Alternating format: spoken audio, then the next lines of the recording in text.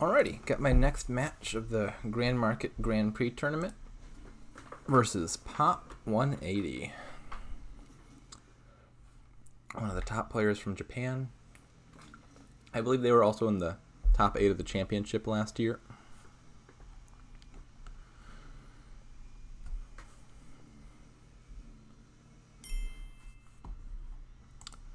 You are correct, Mr. Pop180. I should turn that off.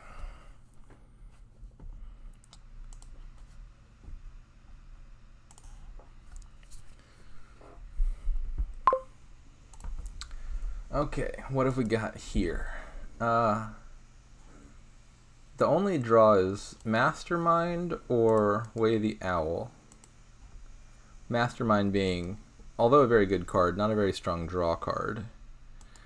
So I'm inclined to say you want to play with Way the Owl, in which case you want action payload, Nomad Camp, Market, Forager, etc., and maybe less so the treasures. Got plenty of villages. Mastermind is a good village. Plaza, Snowy Village. All that looks good. Got trashing with Moneylender and Forager. We got plenty of plus buy, Market, Forager, Skull, Snowy, Nomad Camp.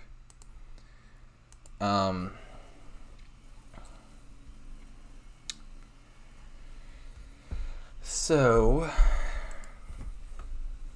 yeah, I think the idea is to get thin, get a lot of villages, and then mostly play draw to X with Way of the Owl. That deck might get a little bit awkward later on, though, won't it? Because there's no good way to discard your provinces later.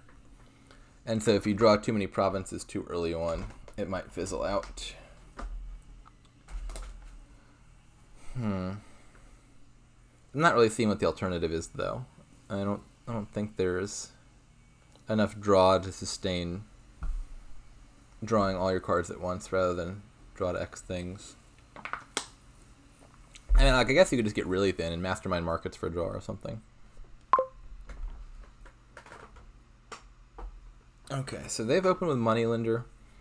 That seems reasonable to me. I think I will copy that. Now, with Alms around, you can open with 2 4 costs. So this buy doesn't necessarily need to be a 3. I'm not sure what I want the most. I think I might just want Forager anyway to trash the estates.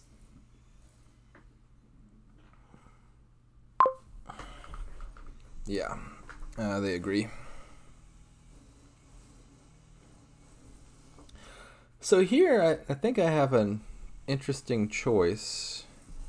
If I trash the estate and play the Moneylender, I can get 2 cards. I can buy a Forager or a Snowy Village, something for 3, and then still Alms anyway, because I don't have any treasures in play. Alternatively, I could trash the estate and then play Moneylender as Way of the Owl, which would then draw me 4 cards, because my hand size would be very small. And that has some appeal as well, because I know none of these cards down here are good. It's just 6 coppers and an estate. And so drawing a bunch would, if nothing else, trigger an early shuffle, where these action cards are more likely to show up again sooner. I mean, both options are pretty good. I'm happy to see both of these in the starting hand. I think it works out really well. I think I'm gonna go for the Owl line. I mean, it does less for me in terms of getting me good cards. I miss out on getting to buy 2 nice things, but it gets you through the deck faster. Here I was talking about how great my hand was, and they've got the same starting hand, so they get to do the same thing. And it looks like they agree that Owling the Moneylender is better. And they hit 5 anyway, which is nice. Maybe I will do the same. Yeah, okay. I'm going to take Mastermind.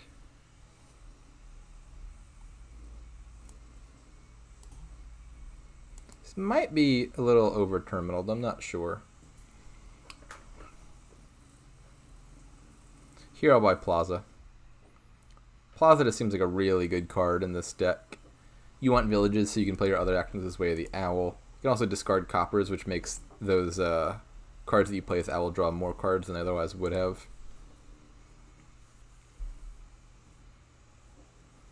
He managed to draw back to his Forager, which is really nice. While I am not unhappy with my draws, it does seem that he's got the even better draw here. We've basically done the same thing, except he's gotten to play Forager an extra time. My Mastermind bottom decked, that's not a big deal.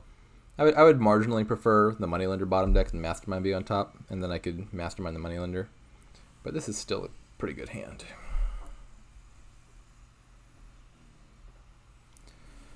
So here I can get a 3 and a 4.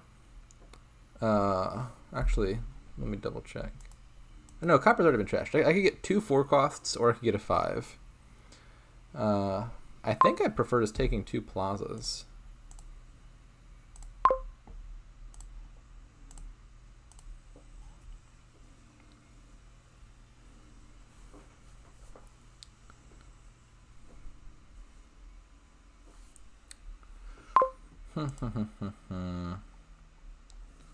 Discard. Oh, another thing that Plaza does that I hadn't even thought about is not only does discarding a copper for a coffer help you draw more with Way of the Owl, but also it helps you buy alms anyway. So like, if I played the copper for 1 coin, I couldn't buy alms. But if I discard the copper for 1 coffer and then spin the coffer, I got 1 coin either way, but I didn't put any treasures in play, so you could still buy alms at the end of all that. Here, I'm pretty sure I want to owl something, so I guess it's going to be the Moneylender. I would like to trash with it, but it hasn't worked out that way.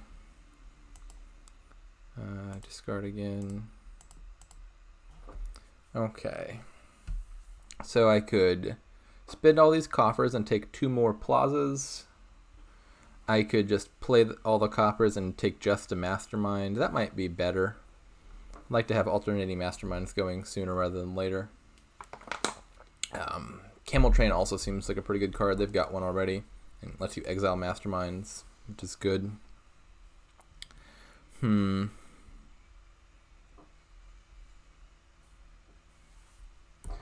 think I'm going to just take the Mastermind. It leaves me coffers for future turns, which is good. Now, Mastermind and Way of the Owl have a kind of a pleasant interaction a lot of the time. It's going to show up here, which is you can Mastermind a card and like use it normally twice, and then play the 3rd time as Way of the Owl to draw. So like I could Mastermind this Forager, trash 2 coppers, and then the 3rd play of Forager can be the draw. Or do the same thing with Plaza.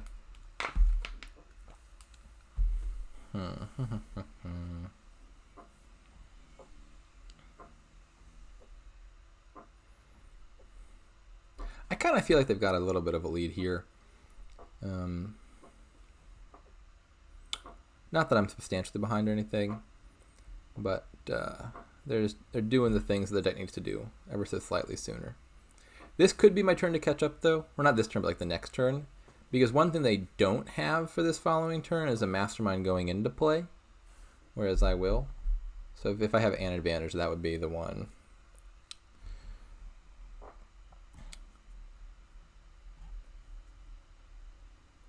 I do really want to get a Camel Train soon, though. Getting to gain Masterminds and markets and such seems pretty nice.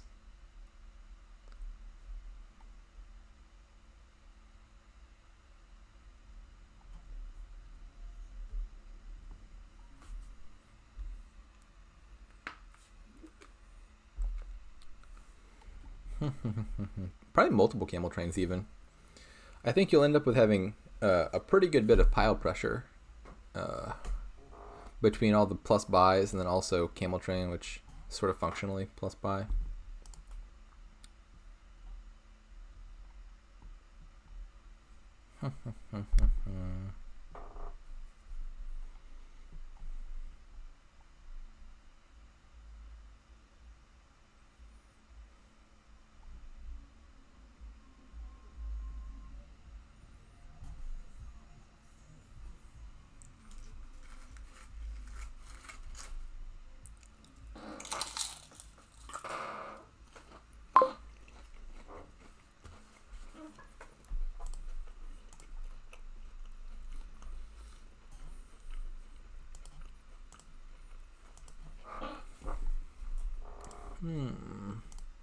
Discard the coppers.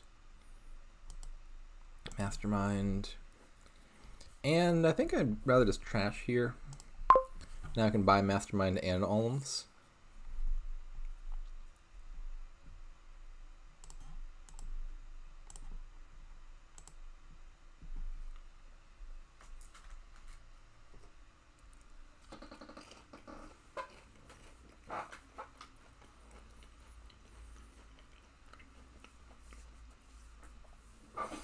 They must have had a really bad draw here. Seeing them play Snowy Village at the very start of their turn suddenly makes me much more optimistic about my chances. Obviously, Snowy Village is a good card, but not a card you want to start your turn with, because it really shuts down the rest of your turn. I mean, like I said, this is the turn where if I catch up, this would be the turn to do it, because they didn't get a Mastermind down. And so this turn here is going to suffer a bit for them as a consequence. And this is the sort of draw that I was hoping for. So what do I Mastermind here? I think probably the Camel Train is the thing I most want to play thrice. I can exile like 2 Masterminds and then play it as Owl on the third play, probably would be the way to do that. If I had coppers in my hand, I'd really like to Mastermind the Moneylender. Like if I had Moneylender and 2 coppers, getting to trash 2 coppers and then draw with it would be wonderful.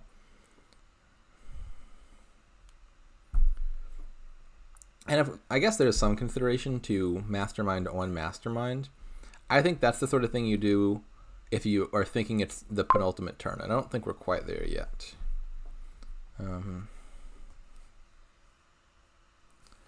So yeah, I think I kind of just want to gain all the rest of the Masterminds this turn, get them in play next turn, and then aim to win the game the turn after that. Seems like a reasonable plan, I think. Discard. Discard. Trash. Draw. Oh, maybe I should have thought about that a little bit more. I don't get to play both my Masterminds.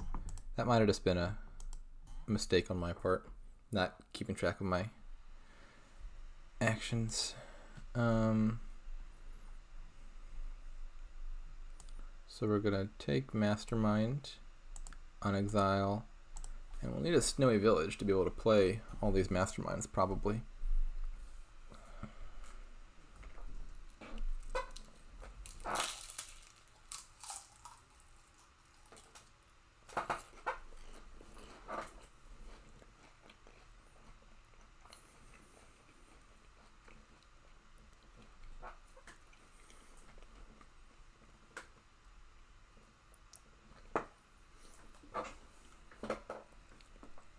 Actually, as I'm thinking about it, this might have been a little bit too greedy. Probably was, wasn't it? The problem now is I've got a ton of Masterminds, and in general, if you can put a ton of Masterminds in play, then it's very easy to win. The problem is I actually don't really have that many other actions besides the Masterminds. And so supposing I got like 4 Masterminds in play, like what am I even targeting with them? I don't know. That's going to be the potential limitation here.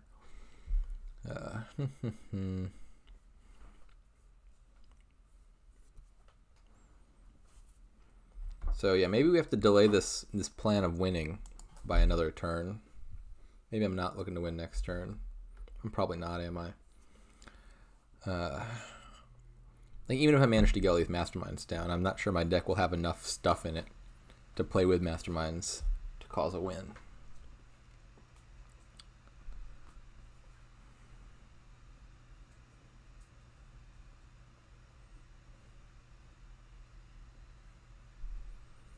Okay, so new plan. We play probably most of the Masterminds. Then next turn we'll Mastermind a Mastermind, and the turn after that, that's when I'll win.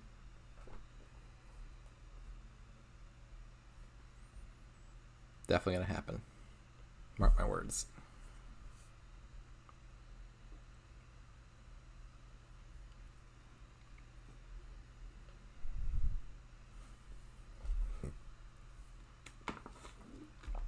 Okay,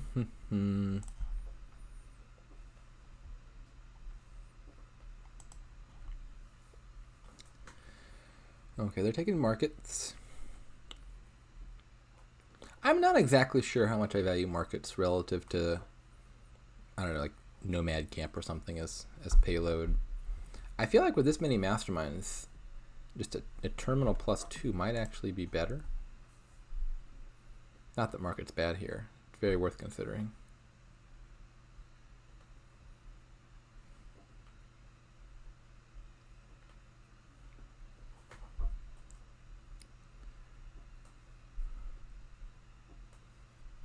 Could always get a taxed man, and then that leaves you the ability to mid-turn gain gold and then unexile gold on the last turn.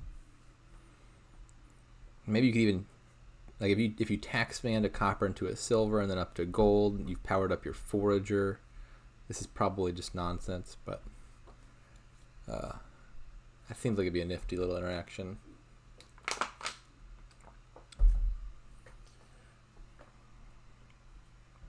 Okay.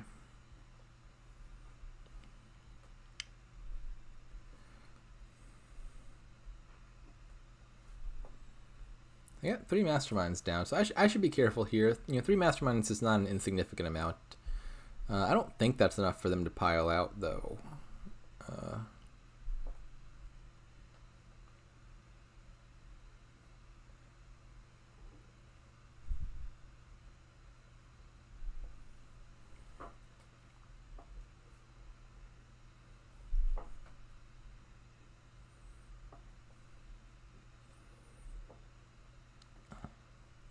I could think about a second camel train here. If I had 2 camel trains in my deck and masterminded both, that's 6 gains. That's a lot of gains. That's a lot of pile pressure. I think I probably want to put another camel train in my deck.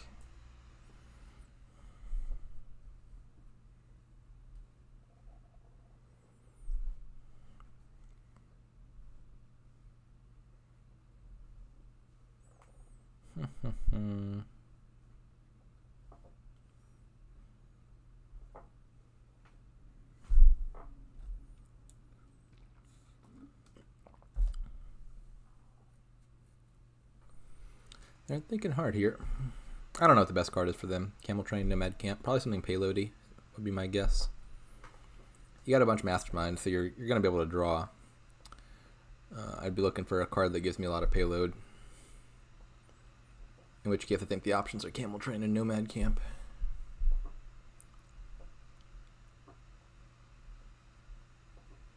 I do have a lot of coffers. That is something. I'm not sure how important that is, but it is something.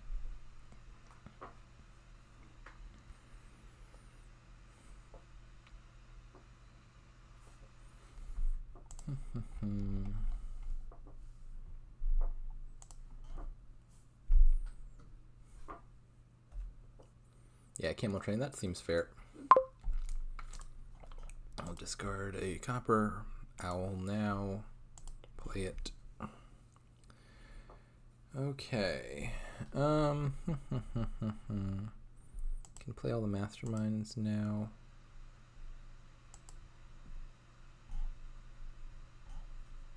I think I'm owling the forager now. Is that right? What else is down there? Only the 1 copper.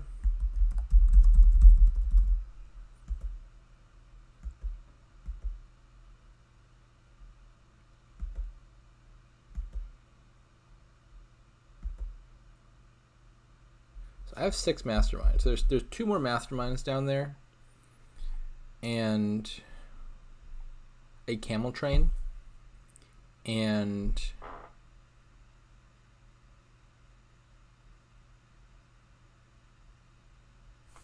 plaza?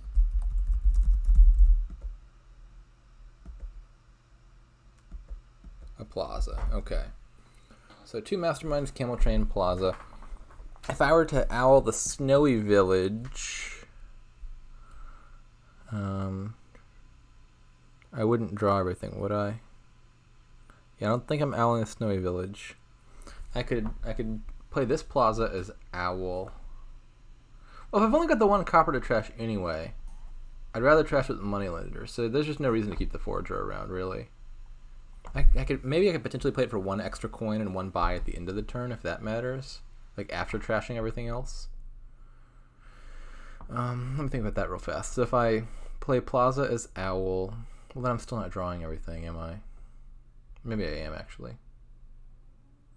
Yeah, so if I owl the plaza, play snowy village, I got 4 action. That's not enough. I'm just gonna use the forager. Okay, so now we play plaza. Play plaza, discard, draw again. Do I want all of these masterminds in play? I feel like maybe I don't want all 5, or not all 5, 5 of my 6 masterminds to be in play this turn. I don't think I have enough targets for that. Well, I mean, technically I do. Well, I would only need 5 action cards to be targets. So maybe I do.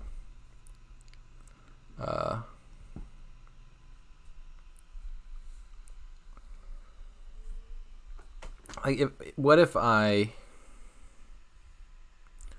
let's say, put 2 nomad camps and a camel train into my deck or something, or maybe 2 camel trains and a nomad camp, and then supposing I were able to use 4 of my 5 masterminds on those cards, that would be a lot of gains, wouldn't it? I'd probably end up gaining like 7 or so cards off the camel train, accounting for having to play some of them as Way of the Owl. That pile's kind of low. Yeah, now I'm wondering about like just camel. Oh, what about 2 camel trains and a skulk? That would get me 3 golds. And that's not the worst thing. You can discard them with plazas and be fine. It'll give you a lot of money.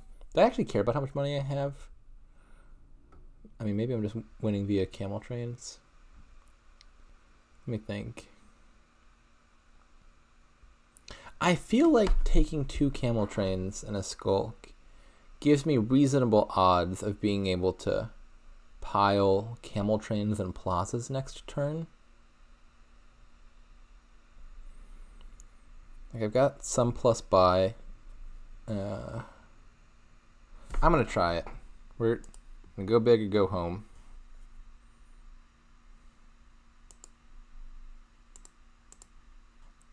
We'll buy ourselves a camel train. I don't get a gold off the one I exiled and unexiled again, because you only gain the gold off of camel train if you gain it. And exiling and unexiling, neither of those 2 things actually counts as a gain.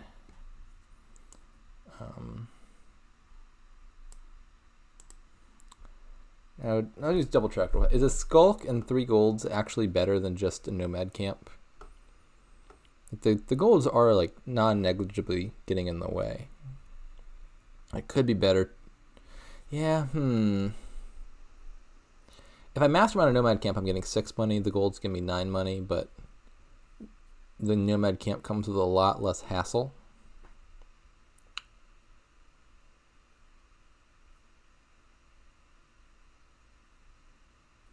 Unsure.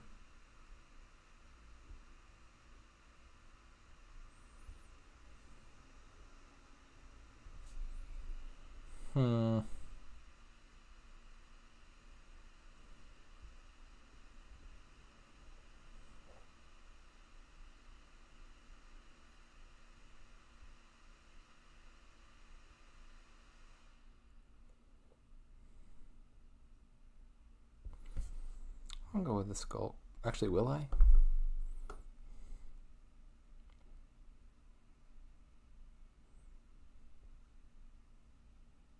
Yeah, sure. Let's go with the skulk.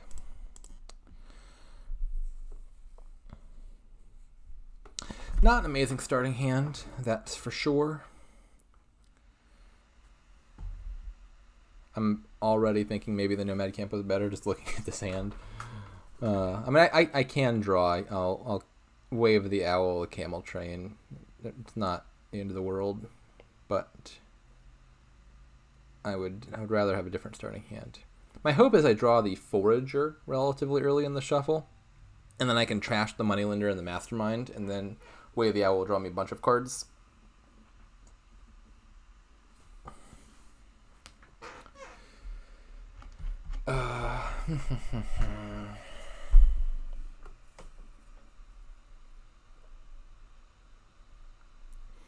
If it ends up working out such that I can't win this turn, I think it will be important that I use one of these Mastermind plays on the last Mastermind, so I still have a few Mastermind plays for the following turn, and then we'll try to win then. Ideally, though, I still have my eyes set on emptying Camel Trains and Plazas. So that would require 11 gains, accounting for the fact that I also have to score. I mean, could potentially be as low as 10 if I manage to get the right hexes, like Plague or Miserable, which would score me points. In which case I would need one less gain.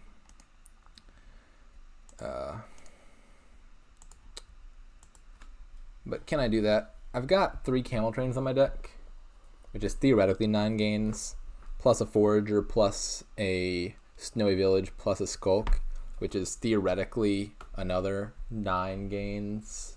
So I'm looking at a theoretical 19 total gains in this deck if I were to, well, I guess that's not, if I Masterminded all of those, which I also can't because I have only 5 Masterminds. So theoretically, I guess 17 total gains if I Masterminded 5 of those. That's obviously not possible because I'll need to use some of those plays for draw. But it does mean I have a little bit of wiggle room in terms of the amount of gains that I have. Whoa! Oh, have I been too greedy? Are they going to win? They can't do that much, can they? With only... How many Masterminds do they have in play? 3? Maybe they can. I sure hope they can't. But, dang, exiling 3 Plazas here just looks like they're going for the win. If they're not trying to win this turn, that feels like it's an egregious error. Because it makes my job infinitely easier. I only got to gain 7 cards. But maybe they have the pilot here.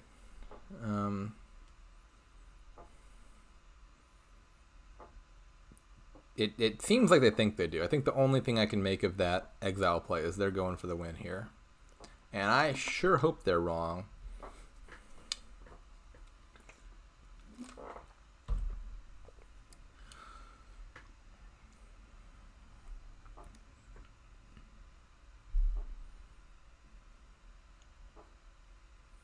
So they have another Camel Train, which can potentially give them 3 more gains. So like they exile 2 more Plazas and a Camel Train. They got 3 buys. They do have a Forager and a Snowy Village, which is 5 buys. So, ooh, have I made a mistake in lowering piles too much? I didn't think they'd be able to do this, but all of a sudden it does seem within the realm of possibility. I think they have enough gains for this. If you Mastermind Camel Train, then there's 4 Camel Trains left in the pile, plus you need to gain an estate, which requires 5 buys and 14 money. I feel like they don't have 14 money though, do they? They're looking at 3 already with the coffer and the 2 coins. But where's the rest of that money coming from? They do have a copper left, it seems, so that's 3 from the Moneylender, that would be 6 money. They got a Forager, which is 7 money. Then they've got 2 more markets in there, so 9 money. This doesn't feel like it's adding up. Maybe they could get a little bit of extra with discarding the copper once or twice to Plaza. I don't know if they have enough draw for that. But I feel like they don't have the 14 money they need to buy out 4 Camel Trains and an estate. I hope. Well, now they surely can't win. I would think if you're going for the win, you had to mastermind Camel Train.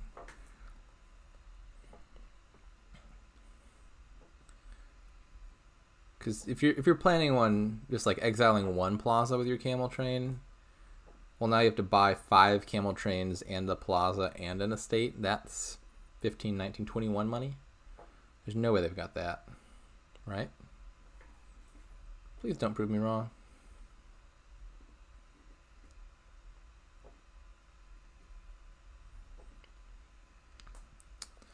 So, well, now I would expect them to take at least one province. It looks like they don't have the win, but they have lowered the piles. And so I think that they will desperately need to score here so as to at least make my job harder. But I think even single province I think I could beat. Maybe they'll double province. Then it's less clear, but I think I could even beat double. Now they've lowered plazas so much. I mean, who knows? I could draw really badly. If I bottom deck Forager, that'd be a pain in the butt.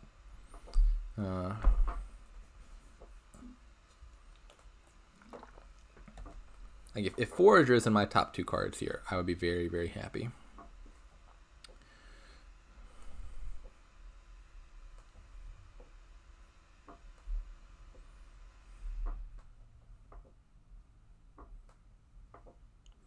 Exiling gold, okay.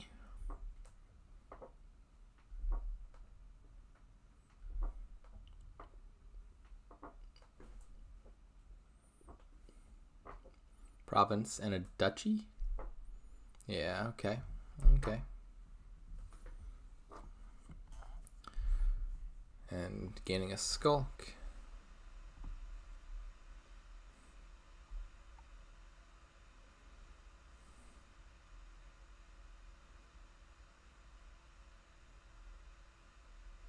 I guess they're considering buying a copper for moneylender. I feel like that would be an error. I think you'd rather just trash the moneylender to Forager at this point, but maybe.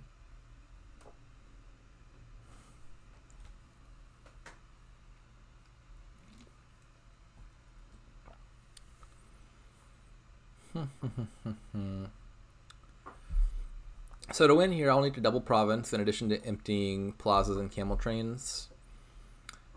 I think with 3 camel trains, I think emptying those piles should not be that hard, right? I feel like I should have a win here. And I think my deck can do 16 money pretty easily. I got 7 in coffers and 3 golds. If I manage to find all 3 golds, then that on its own would be enough for double. Forager? That's not Forager. I think we're just going for the win now, right? Play, exile, mastermind. Plaza, okay. Plaza's okay. It means I'll be able to draw at least. Discard, play, discard, owl. Well, Forager, you're being a pain in the butt.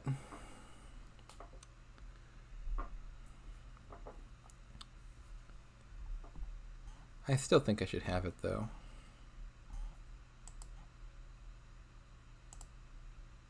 Okay, there it is. At least it's not like on the very, very bottom. That would suck.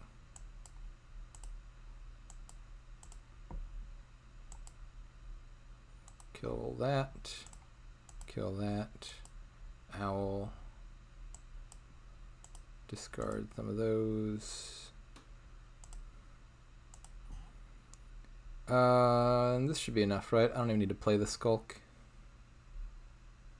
I don't want to attack him if I don't need to. That would just be unnecessary.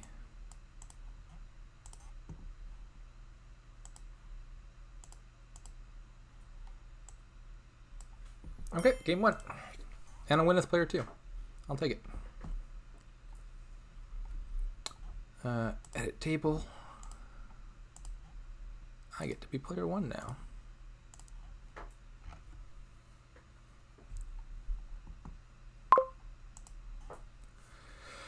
Okay, what have we here? So we've got... It looks like another draw to X game to me. So theoretically, you could draw with Apprentice. Apprentice draw would be best if you had a good way to just shove high-value cards in your deck, though. Like Courtier or something to gain golds. And I'm not seeing that here. So I think the better draw is probably Scholar. So we probably want our payload to be like storerooms, fishermen, plaza again looks really good. We got another plaza plus draw to X thing, so we'll see that come up again. Something along those lines. And you could add like a single silver, and that would let you play with merchants if you want to. One silver wouldn't be too hard to draw. It does, I think, suggest that Bandit Camp is going to be really bad as a village, because I don't want spoils in my deck. Treasures and draw to X obviously don't mix well. So I think the better villages here will be Plaza and Fishing Village. We also have Alms again. This is interesting. We got a very, very similar kingdom, really, all things considered. We got Alms, we got draw to X of Plaza.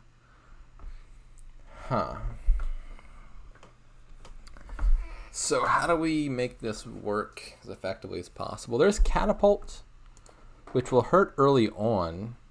But once you've got Scholars in your deck, that will be a very nice counter to the Catapult attack. So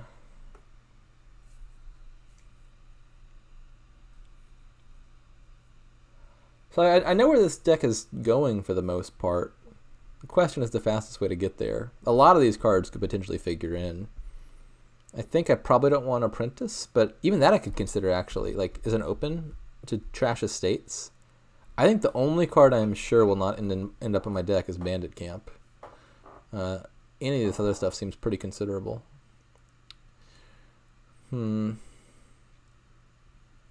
Storm's only plus buy, so we'll need to play with that.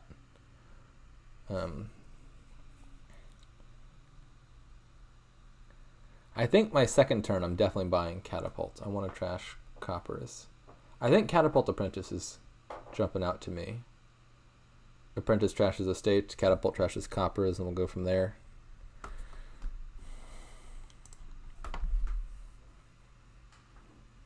Five two would be great because you could open the same way but with Alms and save a coffer from the baker. Alright, yeah, looks like we're going to do more or less the same stuff.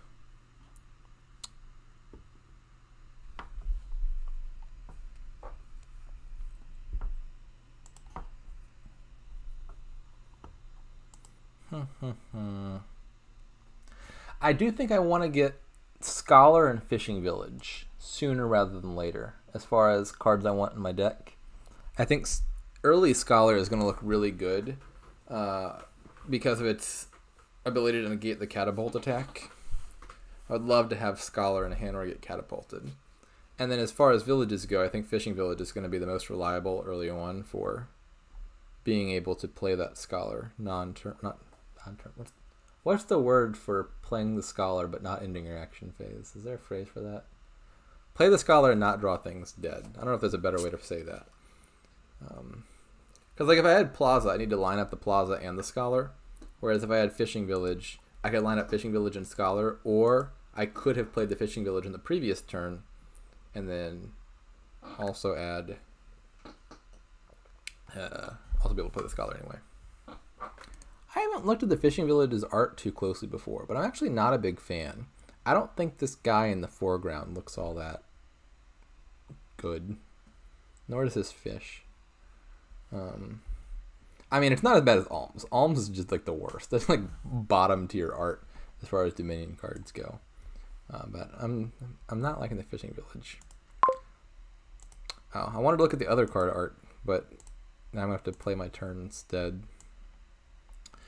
Okay, so I'm not going to get a Scholar in my deck, which was... Whoa, they opened Storeroom. That's not what I expected. Like obviously you want Storeroom, but I feel like it's... Oh, I see the logic. I get you, pop180.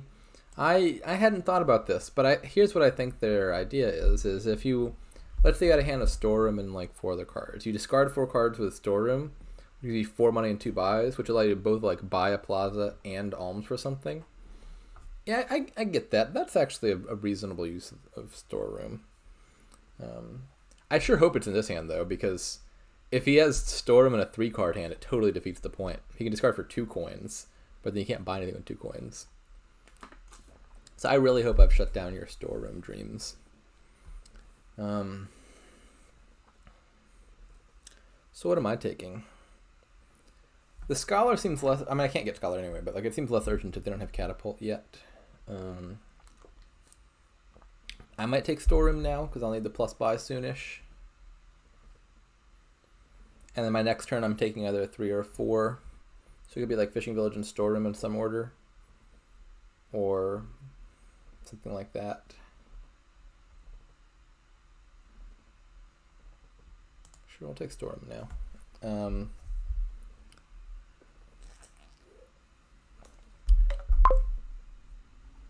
I really hope he had Storeroom in that hand. I can't tell if he did or not, but I really hope he did.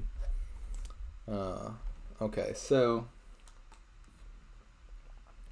now I think just Fishing Village. And now I'll get to do the thing. Okay, so here's where I find out if I did... No, dang it. Okay, so I didn't manage to crush his dreams. I was really hoping that he had the Storm in the turn 3 hand and didn't get to do this.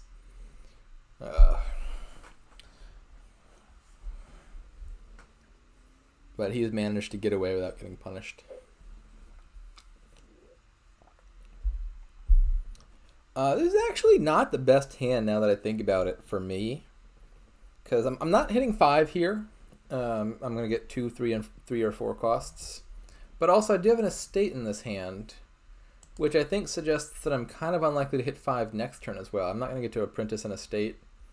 And I really do want to get to 5 for Scholar, like, soon. I think I should probably draw here. It doesn't make any difference in terms of what this turn does. Like if I play Storeroom and discard 4 cards for draw first and then discard 4 cards for coin, I'll have the same amount of money anyway. But actually, I don't know. The question is like, do I want to cycle through these 7 cards? It annoys me that my Apprentice is not going to line up with an Estate. But it still might be better than nothing to just leave that down there. Because realistically, these cards are not very good either. I don't want to get back around to Estates sooner.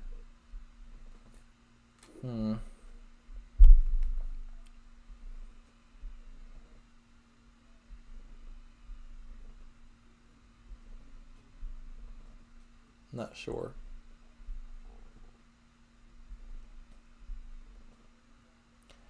I could draw a 2, which would cause a clean shuffle.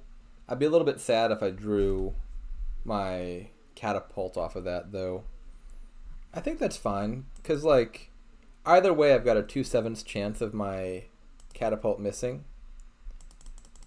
In this scenario, it would have missed if it was in the top 2 and I drew it. In the alternative scenario, it would have missed if it's on the bottom 2, and this prevents my Catapult from bottom decking. Take Plaza and Fishing Village.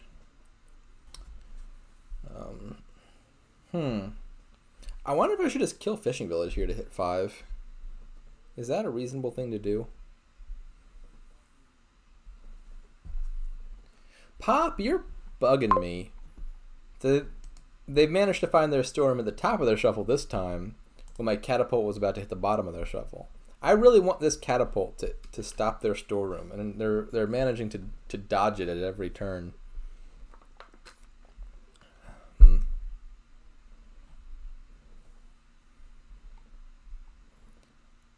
I think trashing 2 coppers and getting to alms anyway, and this just seems worth it enough, even if I don't get a Scholar in my deck. I don't think I super want to kill my Fishing Villages.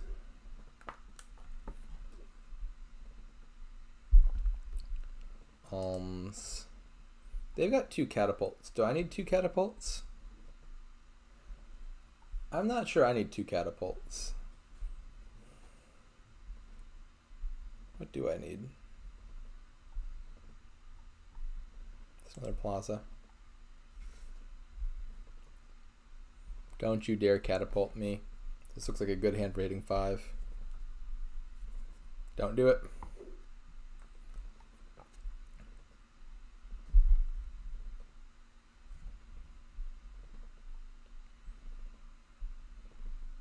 They only had 1 catapult in this shuffle, I believe. And so, given that they didn't play it here, it seems like they probably drew the catapult with their storeroom and chose to play the storeroom instead.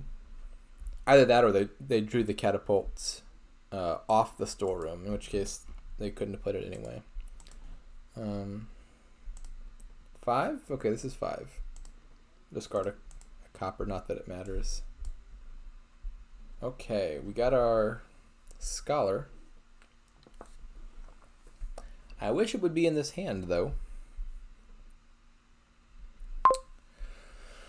Okay, so now I'm seriously thinking about apprenticing this plaza just to get to the scholar. I think I like that idea. And then that can draw me back to the catapult. I feel like this is worth it. Please don't bottom deck scholar. Thank you very much.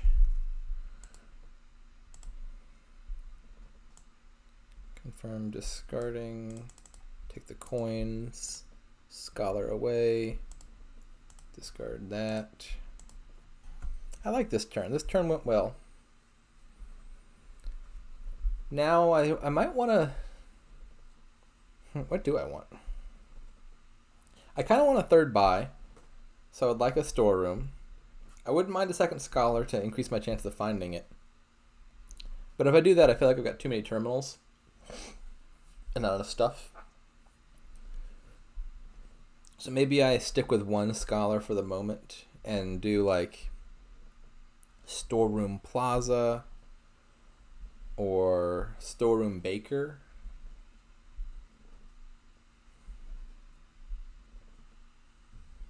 Something like that.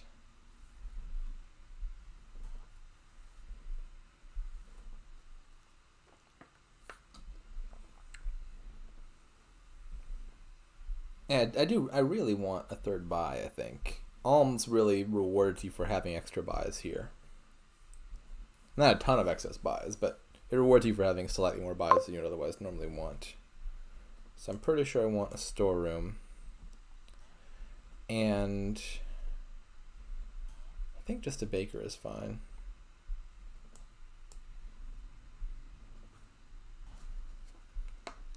I'm about to kill another plaza. I think I'm about to kill another plaza. I don't want to keep killing these plazas, but the hands demand it. I could play the plaza and hope to draw the scholar, not that that's super likely, but maybe I do that instead. Didn't work. Actually, undo that. I don't want to discard the copper. I know what we're doing. We're just going to do this. Okay. Well, the scholar's one of these bottom 2 cards. What's the other one? It's my last estate. Whew. Tricky decision here. So if I discard Copper Storeroom, Fishing Village, I could play the Baker. And then I got a 50-50 of having a really good turn.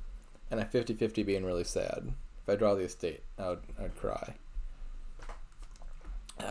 Alternatively, I could just discard the Copper. And then if I draw the estate, I can play Fishing Village, play Storeroom, discard the estate, and still draw. I think I should play this more conservatively. There's no need to take risks. The downside of having a terrible turn, I think, is much worse than the downside the other way of missing out on 2 coins. Okay, well, it turns out I didn't need to do that, but I had no way of knowing in advance.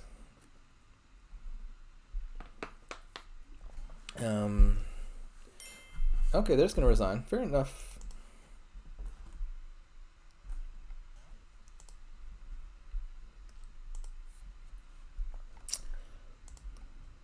I did seem to be in the lead. I didn't think I was quite in a resignable lead yet, but you never know. It's also possible, maybe they were looking at a dud hand, which is something I couldn't have factored in yet, but they could have. Sometimes I'm more willing to resign if I know I'm about to have another dud turn coming up.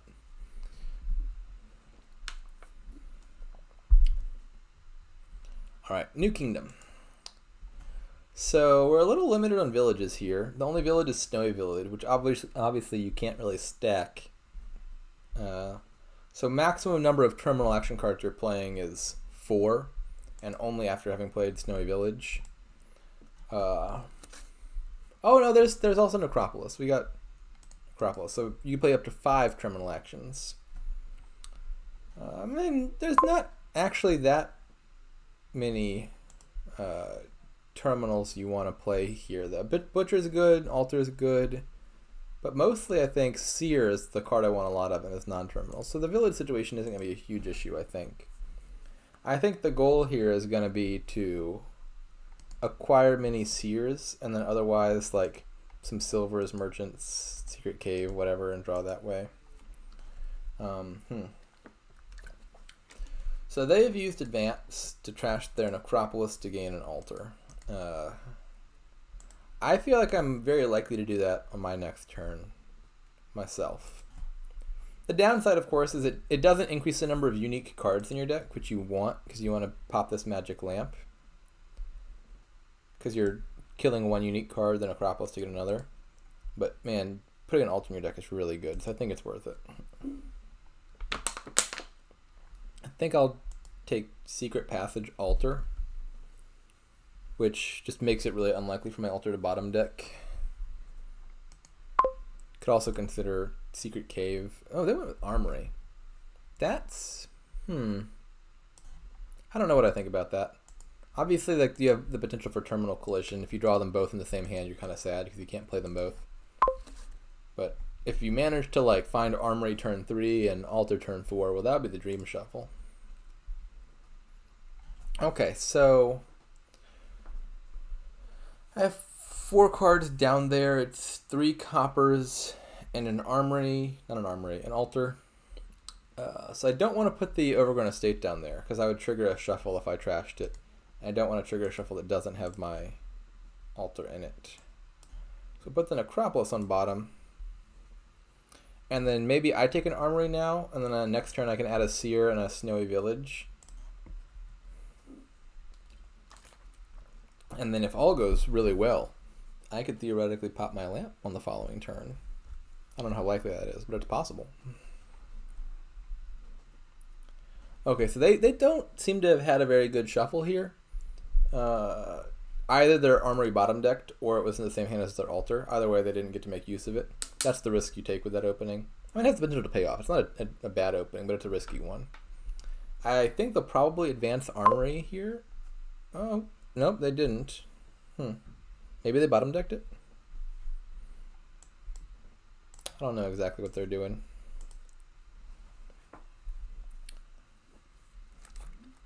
Okay. If I draw Seer off of my Secret Passage here, then I'm very likely to have a very good turn. There's a 1/4 chance of that. Thank you very much. I appreciate you, Secret Passage. Now I want to put my Snowy Village either 2, 3, or 4 from the top so that Seer reveals it. Nice, nice, nice. 1, 2, 3, 4, 5. Okay, so I would need to draw a Magic Lamp here. It's been working out well so far, so I'm just going to be confident. I'm going to draw a Magic Lamp off this Snowy Village. I'm totally sure. Damn it. Okay, well, we can't get everything. This is still overall a pretty darn good turn, I think. Bottom cards are Overgrown Estate, Altar, and Magic Lamp. That's fine. I don't want to put another terminal down there. I could just put a Secret Cave or a Merchant or something.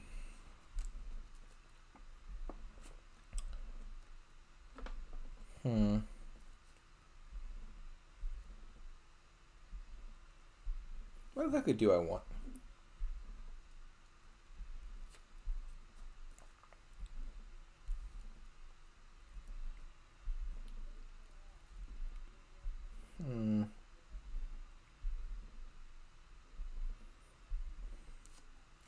I could put a second Snowy Village down there, which would help in terms of increasing my chance of drawing. Because I could play the Snowy first, trash Altar to trash Overgrown Estate, and potentially draw on. That sounds kind of nice. Yeah, I think I like that the best. Alternatively, I could put like a second Passage down there, maybe.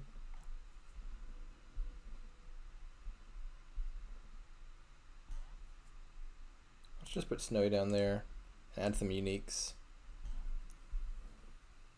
I'd really like to activate Magic Lamp if I could.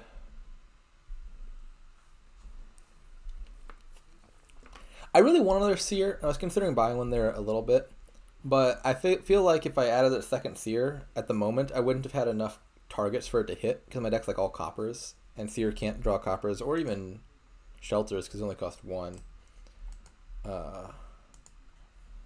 So I figure adding more of these like 3 and 4 cost cards and then taking a Seer the following turn might be about as good for my likelihood of drawing cards, because it gives the Seers that I do have more targets.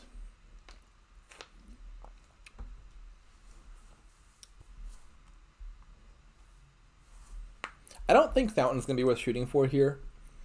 It's a lot of points, but I think coppers just hurt way too much with Seer in your deck to be worth keeping around. And you don't have enough plus buy, I don't think, to reasonably reacquire 10 coppers in the last turn or two. You got some plus buy here, but not a ton.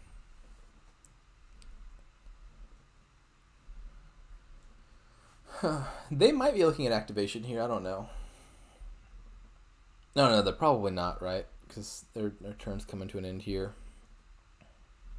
They can't activate. They don't have a silver, so the most treasures they could play is copper and Magic Lamp, which would be 5.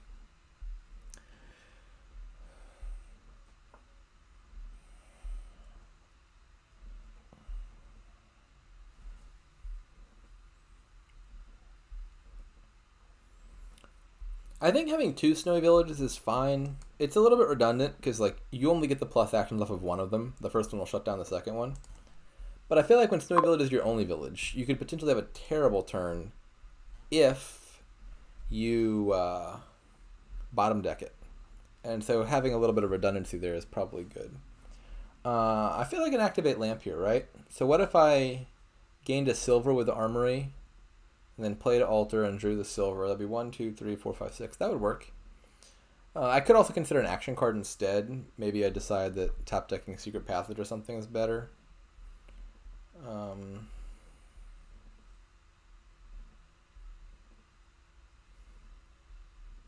don't know.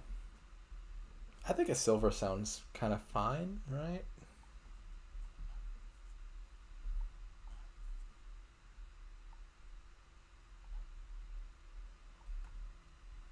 Like, I'm going to need the silver anyway, I think, for merchants. Let's just do that.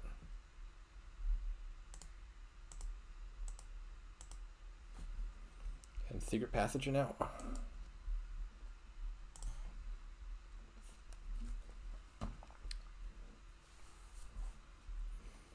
I feel like I'm in a pretty good spot here.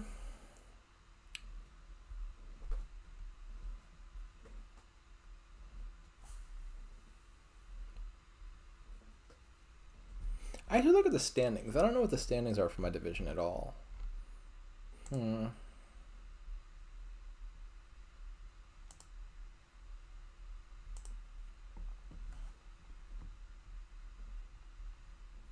Okay, so in my division, I've played 1 match so far.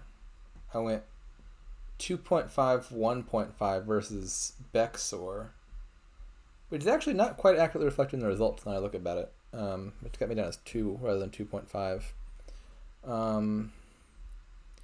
E Honda is 1 match in and tied at 2-2. Pop has already played 2 of their 3 matches. They had a loss and a tie and are 3 out of 8. Bexor has a win and a tie.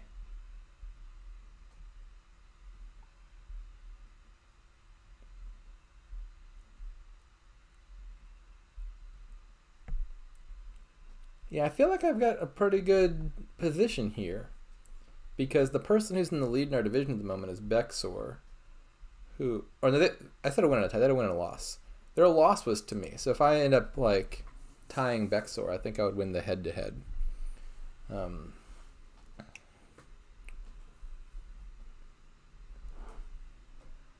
I still have to play E Honda, which is happening tomorrow. It was actually funny when I was scheduling. Pop wanted to play like around now, and they were worried because they were like, I don't know if 2 matches in a day is too much.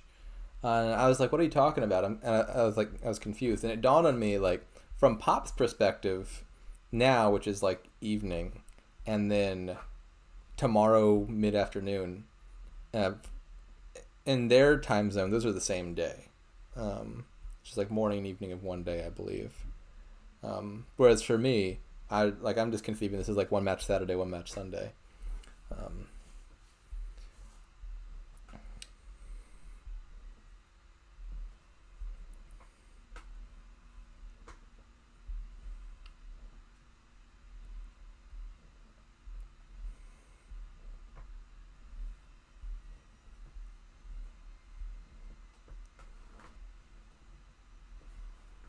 Okay, they're not actually all that behind. They're still in a pretty fine spot. I feel like I still got a little bit of a lead here, but they activated their lamp, so they're gonna catch up. I think just fine. They're also player 1, so we're definitely not out of the thick of things here.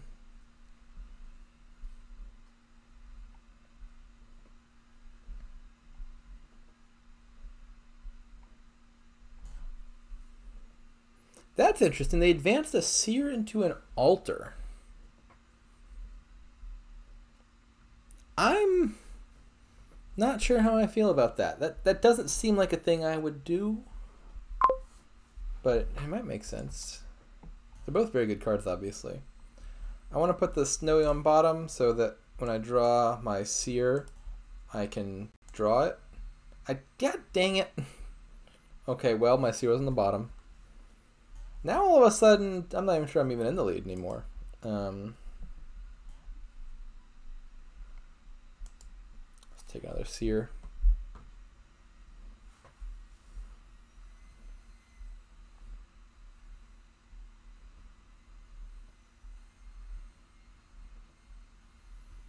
That was a sad turn. That was a really sad turn. If that seer were anywhere else, I think I would have had a fine turn. Because if nothing else, I would have at least triggered that shuffle. That has all my coppers out of it and all my wishes in it.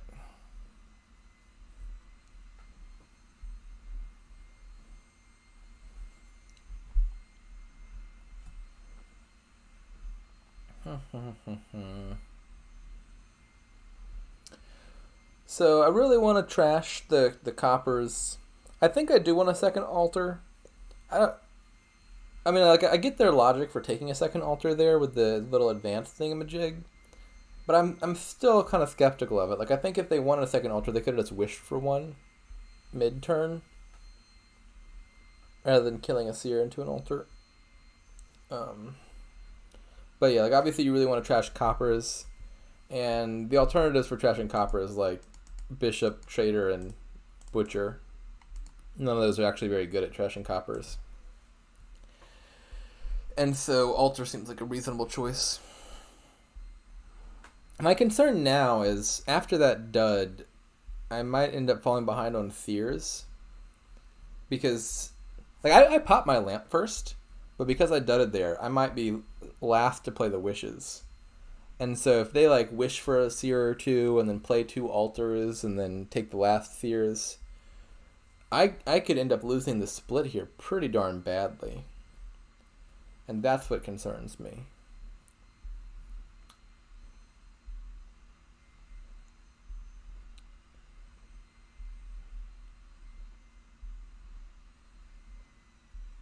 Seer is obviously a very good card in this kingdom. I think I'm fine with playing with like Silver and Merchant as payload, and Seer can draw those. And there's not really any other draw to be found.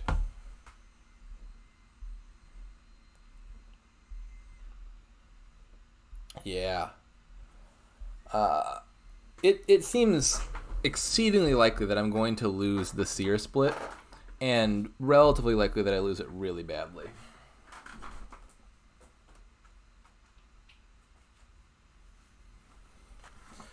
I don't. What? You gold? What the hell are you doing? Okay, well, all of a sudden, I've found a glimmer of hope. Why did they gain a gold? Gold is just like straight up worse than silver in this kingdom because your seers can't draw it. Do they plan on maybe like gaining a trader and like turning the gold into 6 silvers or something? That doesn't make any sense to me. Well, sure, take all the golds. If you want to wish for 3 golds, I will not stop you. Look at the 2 of them? What the hell?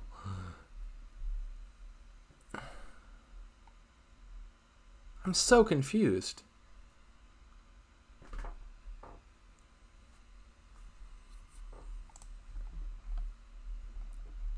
I'm not sure I'm behind anymore.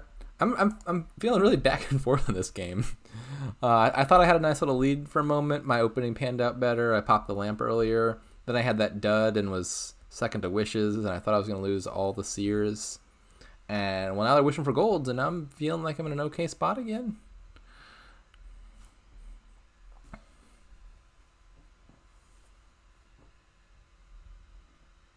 Butcher? So I guess they're not planning on doing the seer thing, I guess. They're just planning on like going straight into butcher money. That's not terrible. But I don't think that's what I would do. Okay, so we're going to put a merchant, 2 from the top. We're going to wish for a seer and draw it. And I think I'm just wishing for 1 more seer. I gotta think about this. Yeah, I think I just want to wish for another seer so I can draw. Hopefully find the 3rd wish. I want to use the 3rd wish on a 2nd altar, I think. But I think I can afford to spend this wish on a...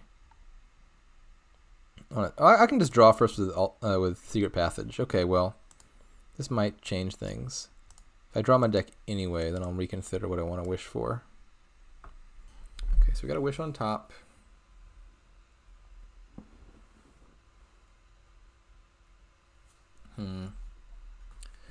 What are those bottom cards? It is a wish on top, and then I've still got 3 coppers down there, and a silver.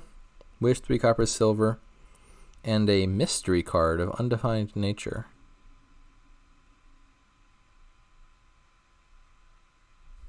What's the bottom card? Is it a seer?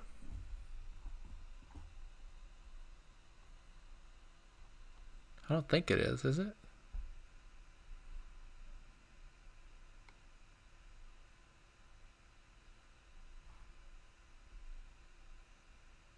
I don't know what that card is. Do I have more passages than I thought?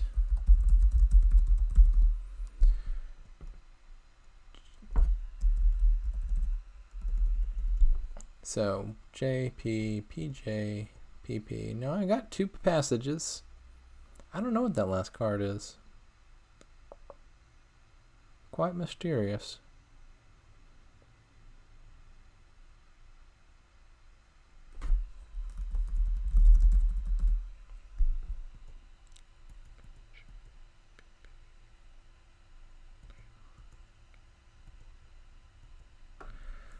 Oh, it's a seer. Do I have a 4th seer that I didn't know about? I guess I do. Okay, well that's nice. Let's play merchant then.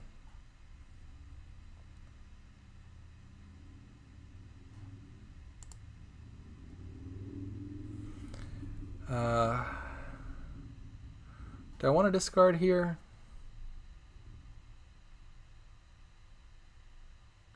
Probably not.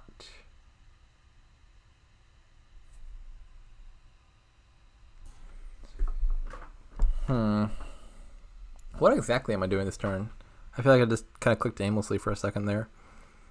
So those bottom cards are silver, seer, 2 coppers. I really want to find the silver because I got this merchant around.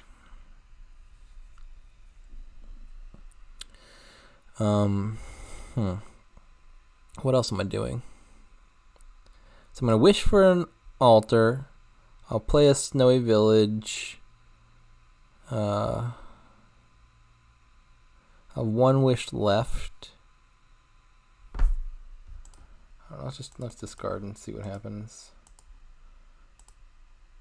We will wish for altar. We got this one last wish. I guess it should just be seer. Just make absolutely sure that I find my silver. I want to find the silver.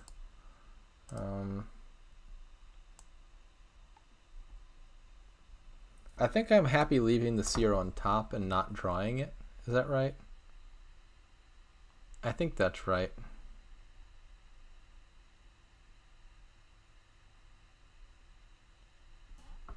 Like, I don't get enough payoff from drawing it. I can't.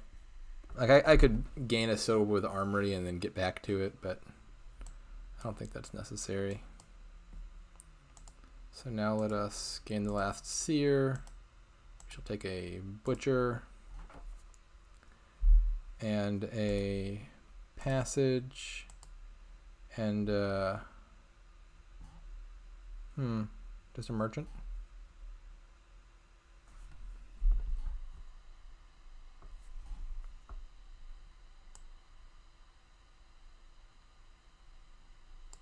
Yeah, I'll take a merchant.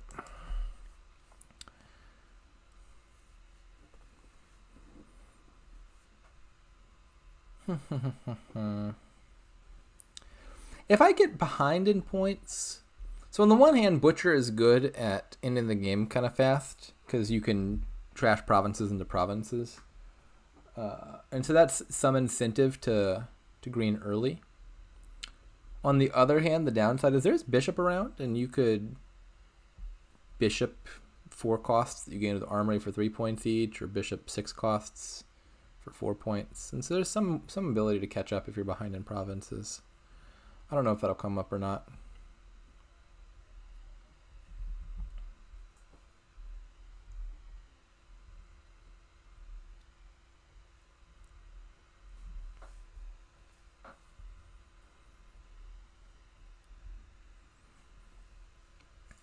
The altars are going to be really good butcher targets. That's definitely a thing that's going to happen.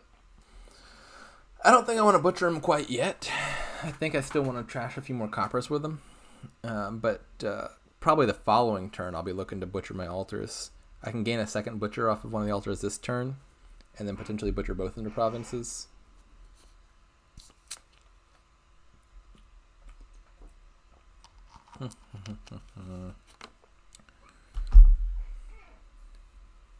I'm not sure what the best play order is for this following turn, but I think I'm going to play the Secret Passage first and just put the Merchant somewhere the Seer hits it to guarantee I draw at least one.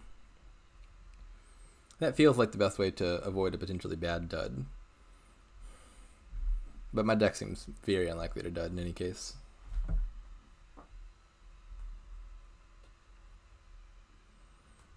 Something else I'm wondering about is if I want to get payload in my deck really fast, I could gain a trader off of an armory and then like trade something for a bunch of silvers, and that would get me up to 16 money for double province pretty quickly, I think. And then after that, like, I only need to play the trader once, then I could just like bishop it for points maybe the following turn. That could be a thing to do.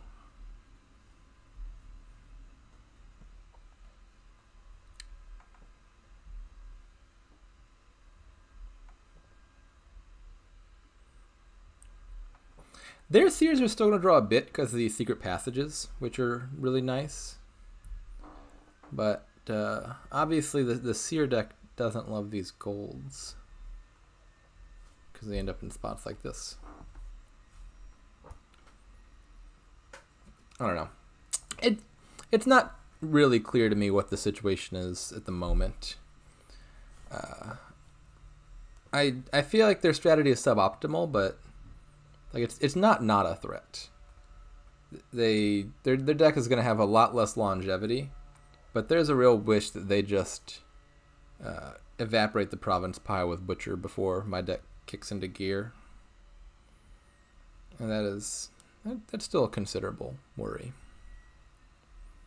Another altar. That's a lot of altars. Maybe it's just a butcher target. If you're going to just butcher a 6 cost in a province, it doesn't really matter whether it's a gold or altar. Yeah, sure enough.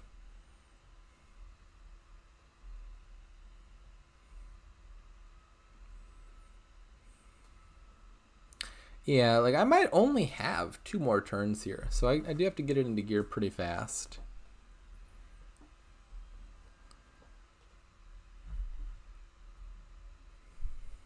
I definitely don't think I'm getting more than 3 turns. I might have 3 more turns left.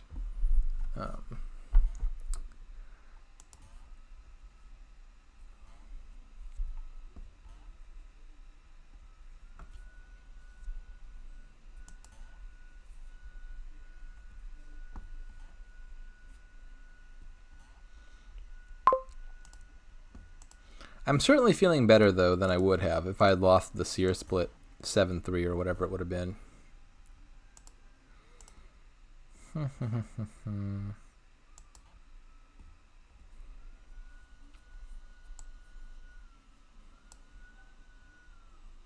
Look at these seers just being so damn good.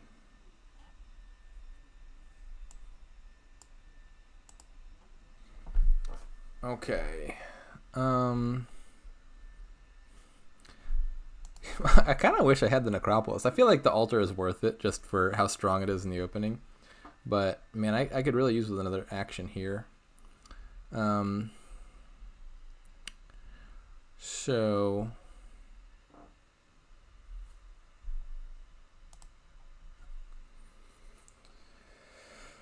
I can play the Snowy, and then I can play Armory, Butcher, 2 altars.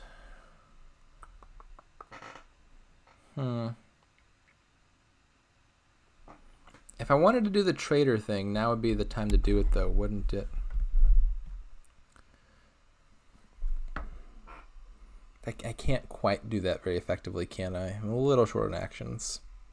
Like if I gain trader with Armory, and then I'd have to draw it and trash, and then I'd be passing up on both a butcher play and an altar play. That's a lot.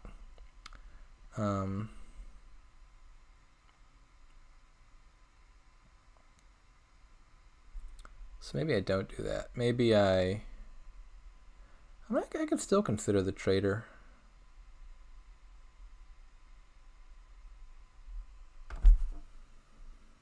Like I'm overdrawing pretty substantially. So if I took a butcher here off of the altar, off of one of the altars, I gotta get a butcher off of both the altars actually. Like what if I just took 2 butchers and a trader right now? I think I would somewhat reasonably be threatening to quintuple province. Like if I had 3 butchers in my deck, then the next turn I would need to take like at least 1 coffer here, which wouldn't be hard. But I could butcher the 2 altars into provinces, play the trader for silvers, buy 2 provinces, and then butcher a 3rd thing into a province via the coffers. That sounds pretty good, right? How much money do I need in my deck? So I need a decent amount of money to hit double province. I've got 2 merchants of silver. It's like 4 or 5-ish money right now. I would need to butcher a high value, or not butcher, I need to trader a pretty high value thing into silvers to be able to hit another province, but it's not out of the realm of possibility.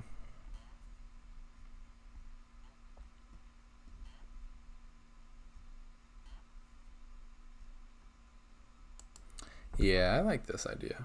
So we're going to take another butcher and another butcher.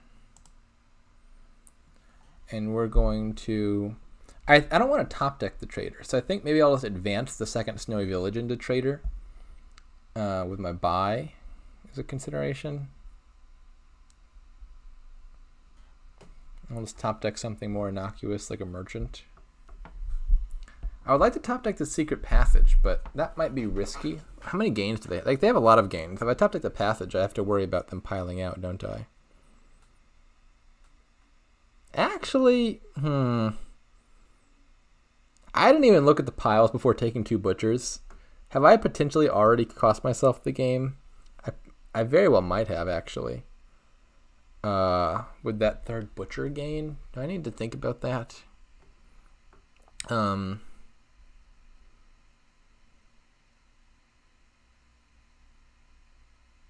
Yeah, I don't care. So now we're going to play the butcher. Don't think I really want to trash anything. Like, I would like to have these coppers out of my deck, but I value those extra coffers a lot for the threat of butchering a 4-cost into a province. I think that's worth not trashing with it.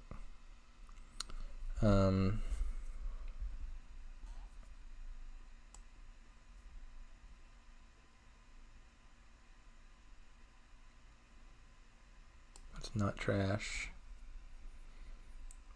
We will armory for merchant, autoplay treasures, and just province trader, I think.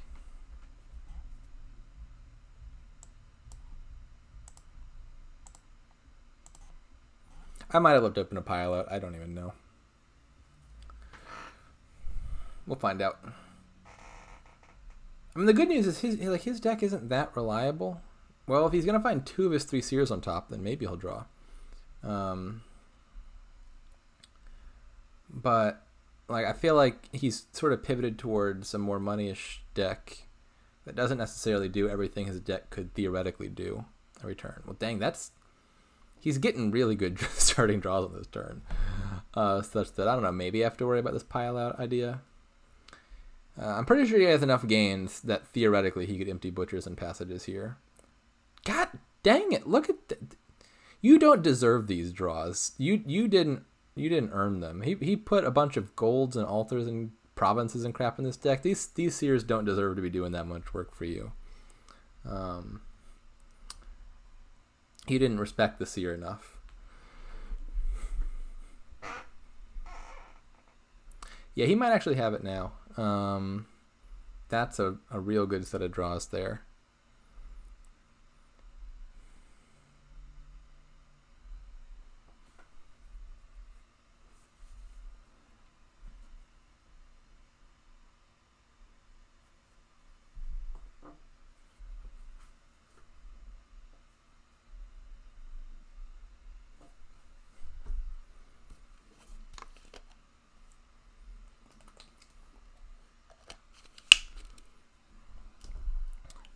He's thinking about it.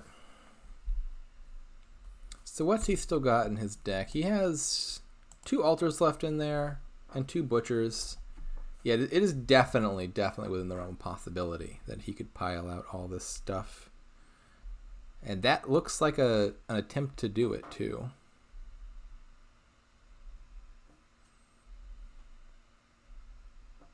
Yeah. Drat.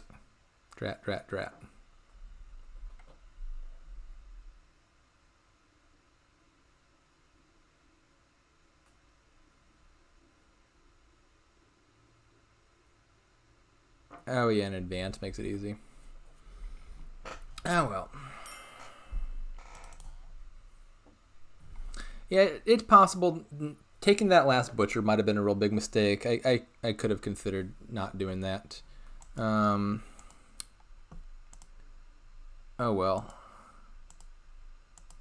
That was an exceptionally good draw, though, from him in the last turn. All things considered.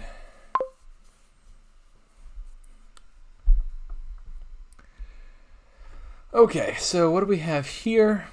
We got actions with recruiter, trashing his recruiter or account, draw, blab, tragic hero, caravan, royal carrot is also action, plus buy could be merchant guild, Y merchant, or tragic hero. Pretty strong kingdom, I would say. So priority number 1, I would think, is to get to trashing with recruiter. I think I'm kind of inclined to open just silver and then invest recruiter. It's I mean, you could open double silver or silver caravan are the other two options. Those are more likely to get you a recruiter, but if I invest it, then even if I miss 5 of my own, if he hits 5 and buys a recruiter, then I'll very likely hit 5 anyway. So I think I like that idea.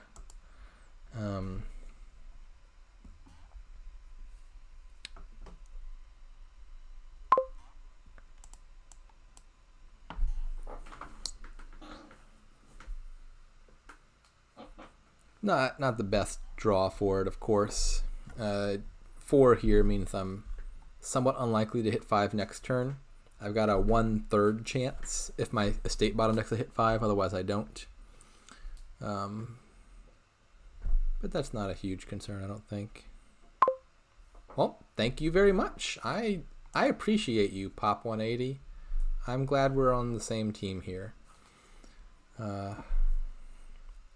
So I think well, I guess if I buy a recruiter now, then he also hits 5. I could consider a different 5. Let me think about that for a second. That's probably worse, right? I should just buy it anyway.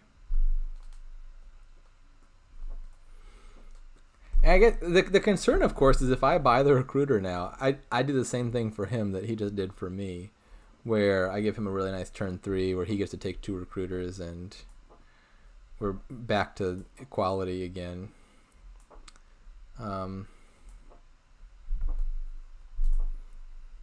Is it ridiculous to take count right now? That might be too ridiculous, right? Buying count as a trasher over a recruiter just feels heretical. But I get a 5 into my deck, and I make it much less likely that he hits 5. And if he buys recruiter anyway, then I potentially have a really good... I'm going to do it. We're gonna take the look at this. I sure hope he actually hit 5 anyway. He buys a recruiter, then I get a phenomenal count trash off, and then I can take a recruiter after that.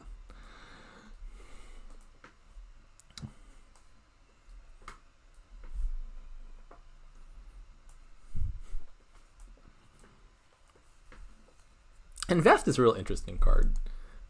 These weird invest dynamics are. I enjoy them, at least. I know it's a very polarizing card, and some people hate it, but I find this inanity a little bit fun.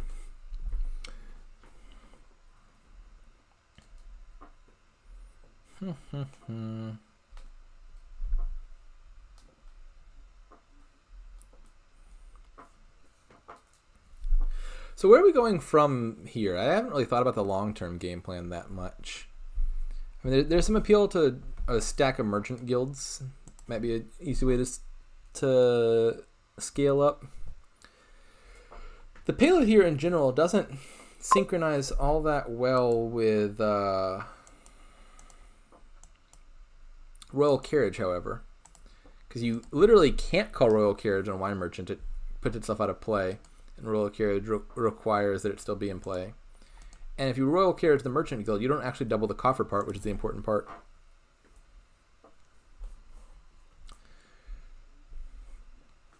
I'm not sure what the best payload is here.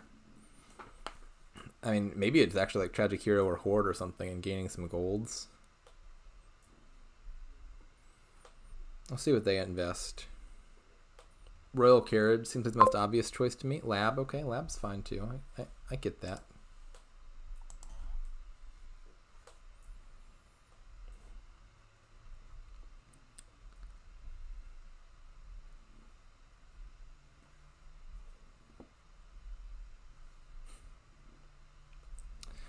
Yeah, I mean, the decision point is coming up now. Like, this turn is, I think, the turn where I'm going to need to add a payload card to my deck, and I don't know what I want it to be. I mean, Swamp Bag might be an annoyance, and you might add that. I don't want to add it immediately because it doesn't give me any plus buy. I think it's between Merchant Guild and Wine Merchant here, most likely. Tragic Hero isn't helpful enough with a deck this thin. I don't need to draw that badly.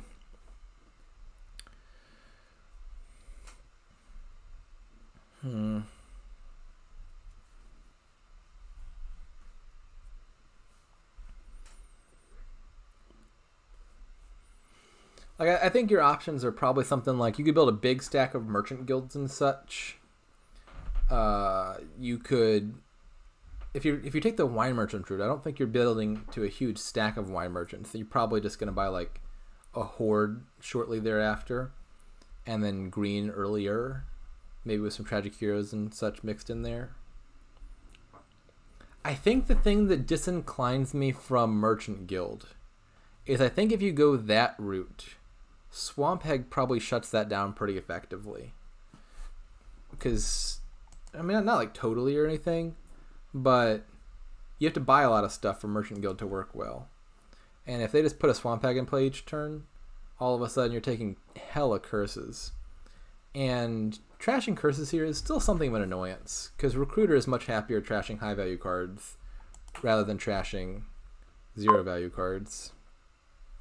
Okay, so they're going for the Tragic Hero route. Their deck, it makes a bit more sense, I think, to add Tragic Hero to it than my deck, because they have more junk in it still. I don't think there's any reason to play Count here. I'm hitting 5 either way. So the bottom 2 cards, I believe, are Copper and Recruiter. Yeah, I've trashed 3 coppers. I see 3 in play. It's a Copper and a Recruiter. So next turn, if I buy 1 card here, I will have 5, 6, 7, 8, 9 cards in my deck, which I will theoretically be able to draw all of if I play both Recruiters. I will have to trash 2 cards. And then what am I buying? So let's say, for example, that I trash a Copper and a Count next turn. I would have 9 money if I played Wine Merchant. I would have 6 money if I played Merchant Guild. The problem with the Wine Merchant line is I would have 9 money, but if I use it all, then I don't actually have the Wine Merchant in play for next turn.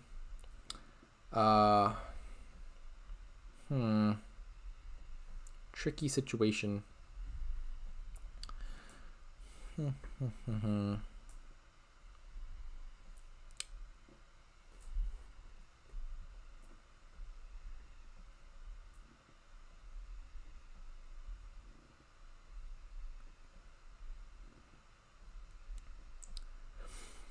I could take... So it looks like they're not going the Merchant Guild route. But I was just considering briefly taking Swamp Hag. I think if they're not going for Merchant Guilds, that's going to be less important. You can also somewhat circumvent Swamp Hag via Invest. Again, like, you don't want to buy Invest if you're buying Merchant Guilds, because you won't get the coffers from investing. But if they're not going Merchant Guild, then Invest would be a good way to circumvent Swamp Hag.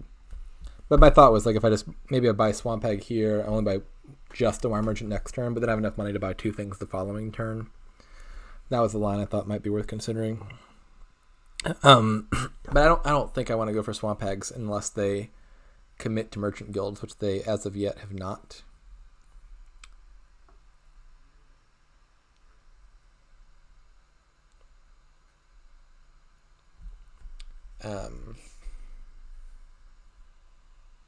So maybe it's just Wine Merchant for me.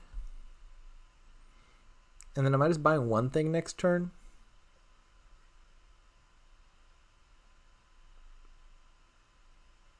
I don't know exactly, but I feel like it's the right card. I need payload. And I think Merchant Guild is worse.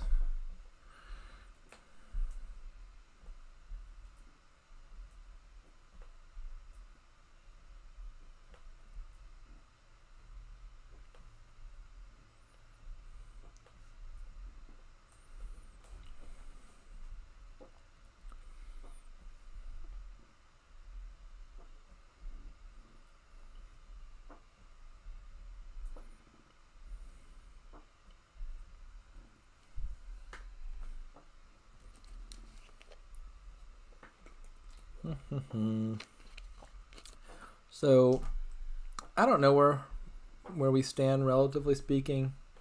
I feel like the Count has paid off pretty well, but like they've got 2 Recruiters. They've already played them both this turn. They're in a good position. But the good news is that their Tragic Hero line is going to suffer a little bit, I think, here, because they're going to have trouble activating it, I think, given how thin their deck is.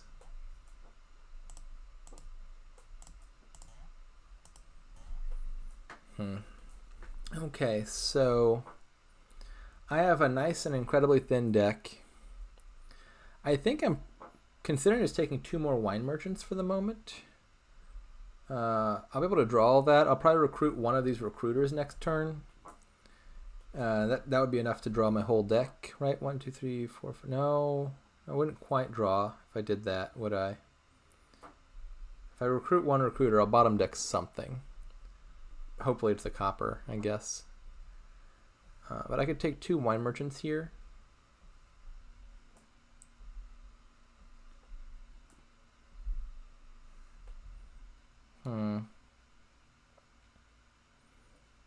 That would ideally give me like 12 money next turn. That'd be pretty good.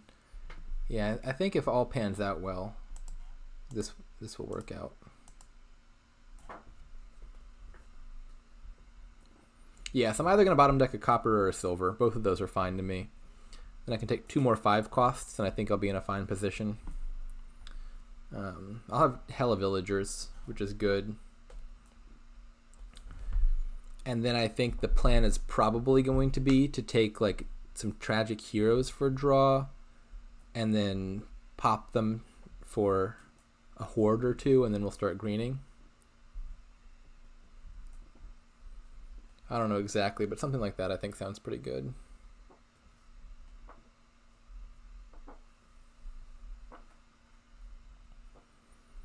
Royal Carriage is just like remarkably bad here. I'd already talked about how it doesn't work well with Merchant Guild and Wine Merchant, but it's also a little bit awkward with Tragic Hero, because if you pop the Tragic Hero, you also can't call Royal Carriage on Tragic Hero.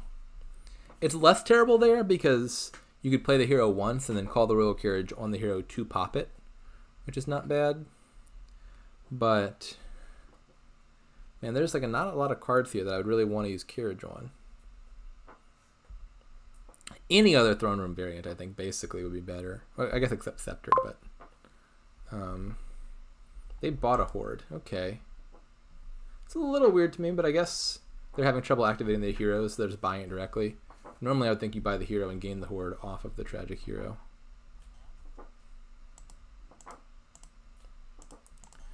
Okay, so what exactly am I buying? I think at least one of these buys is Tragic Hero. I suppose I'm not... Oh, they still have a Tragic Hero exiled. You jerk.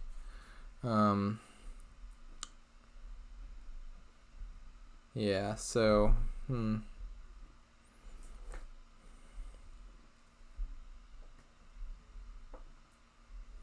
I want to buy 2 things, and then I'll take my Wine Merchants off the mat. I need some of those things to be draw, I think. Because next turn I will have... I bottom decked a recruiter. That's actually even better than bottom decking copper, I guess, because now I have a recruiter on top. I have 4, 5... I got 5 cards in my deck at the moment. I'll take 3 Wine Merchants off the mat, which would be 8. If I buy 2 things, that's 10. I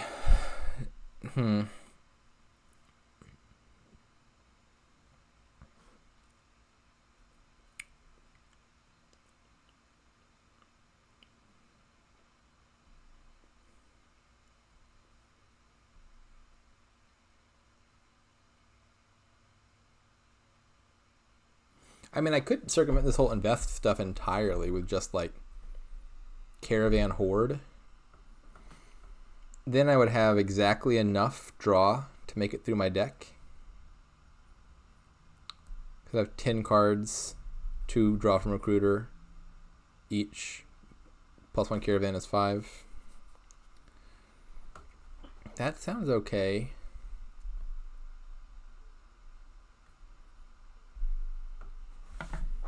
Yeah, sure.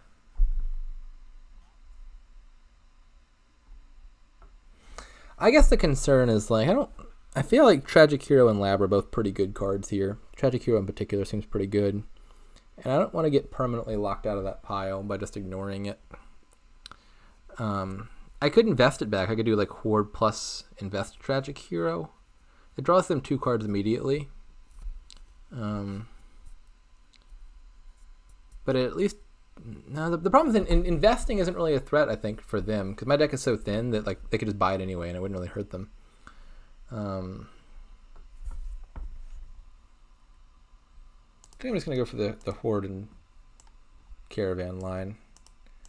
It seems sufficiently fine and doesn't risk drawing them anything.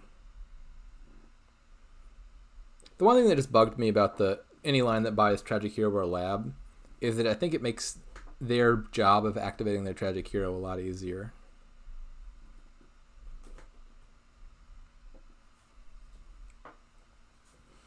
I think if I don't draw them any cards, they still struggle to pop it, because Recruiter doesn't increase your hand size, and so I think they don't actually have any way at all to activate Tragic Hero this turn unless I buy something they invested.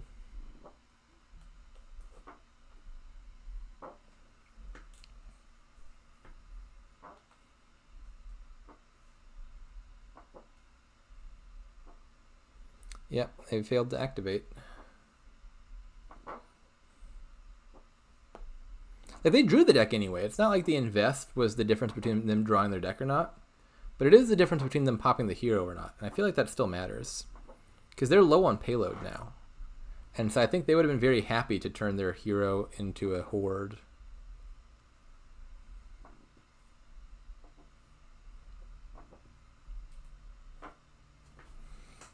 So now I'm just really hoping my Caravan doesn't bottom deck. That would be a mild annoyance. It wouldn't be a huge deal.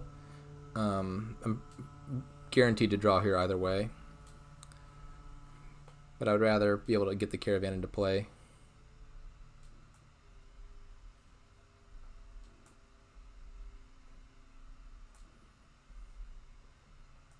Actually, no, there's two places.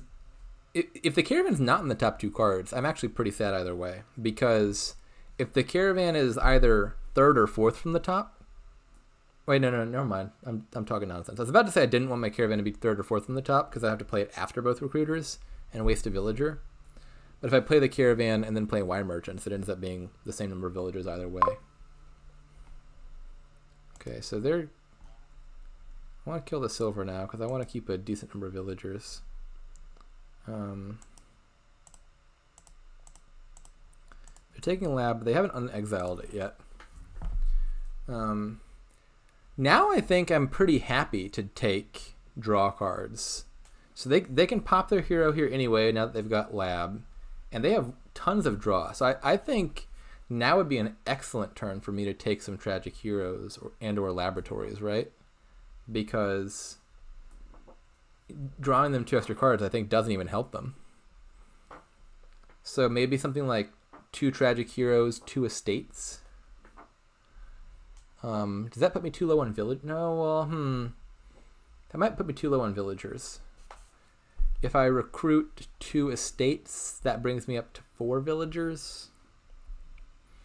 That would be cutting it close. I could do Tragic Hero. No, I can't do Tragic Hero Lab and 2 Estates, because then I can't take my Wine Merchants back off the mat. I need to do 2 of the same card. Like, invest Tragic Hero, uninvest Tragic Hero, buy 2 Estates. So I could do 2 Labs, but I feel like I like the heroes more than the Labs, probably. Is that right? Maybe I do like the Labs better after all. They're non-terminal, and they don't kill themselves. I don't need the treasures from Tragic Hero that bad now that I've got a Horde in my deck. Maybe I'm just taking 2 Laboratories? Or in that... I was about to say, or in that case I could do Lab Royal Carriage, but that has the same problem as Lab Tragic Hero, which is I can't take my Wine Merchants off. Yeah, maybe it's just 2 Labs and 2 Estates. The Labs are going to be more permanent draw for my deck.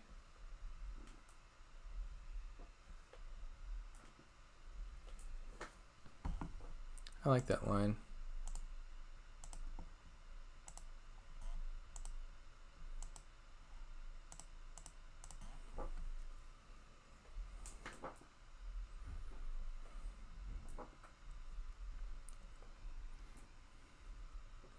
And yeah, like I should still easily draw here.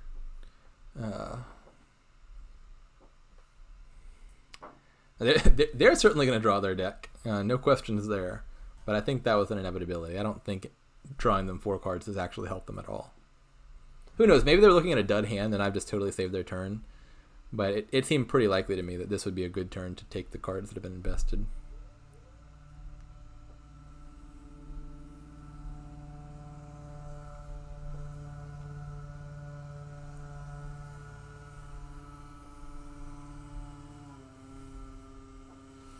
That seemed like a bad play order, right? Don't you want to kill this hero?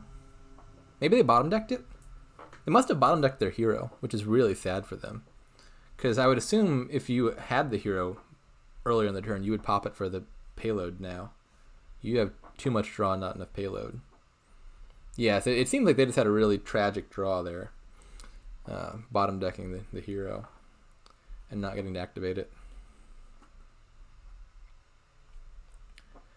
Like, it is, of course, not always the case that you want to kill the heroes for payload. Sometimes you really don't. Sometimes you'd rather keep them around for the draw and the buy. That's probably actually true more often than not.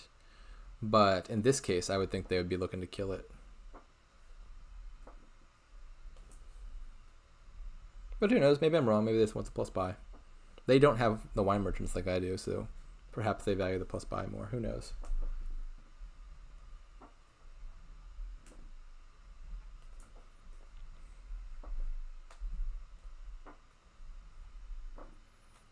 This is going to be a pretty long match, I would say, for 4 games. We're going on 2 hours. That's a decently long amount. Ooh, Merchant Guilds. Hello there.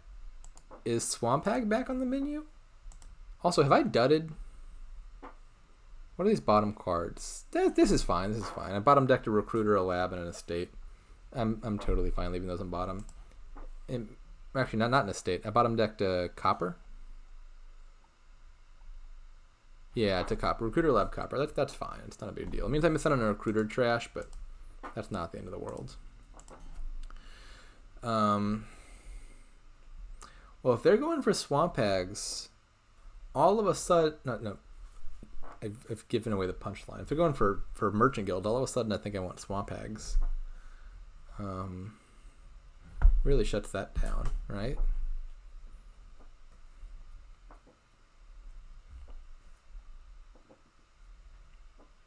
I feel like it does.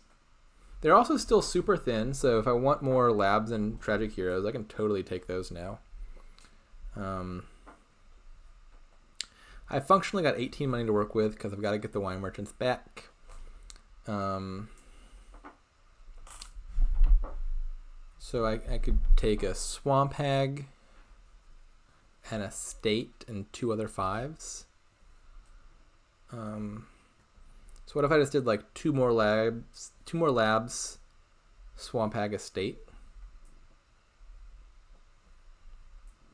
I could do Lab, Swamp Hag, Carriage, Estate. That would give me like an extra Recruiter or Lab play if I wanted it, an extra Villager or Village. That sounds pretty reasonable.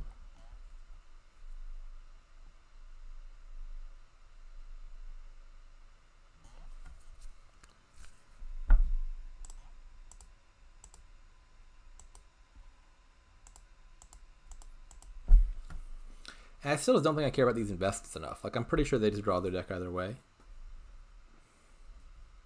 That could be wrong, but I think I just don't care about the invests at the moment.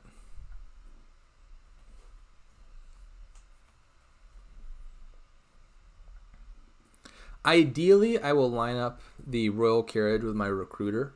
I would like to kill 2 estates and a gold this turn.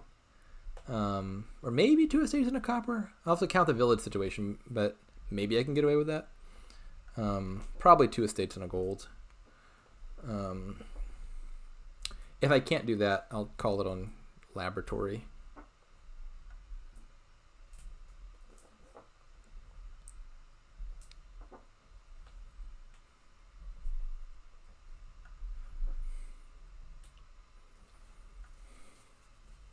So they'll get 1 turn here of unencumbered buys with their merchant guilds. But if I can get the Swamp Hag here, pick up a second one, I think on all turns thereafter, the merchant guilds will be a bit awkward. And of course, if you just stick with 2 merchant guilds, well, then they just kind of look worse than wine merchant, because you're just getting like functionally +2 coins +1 buy or something to that effect off of them. Maybe a little bit more than that with the coffers, but they only look real good if you take them in very large quantities.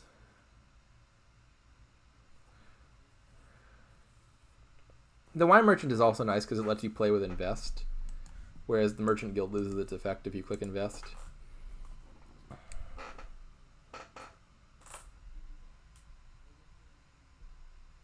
I'll be back momentarily. I gotta use the bathroom.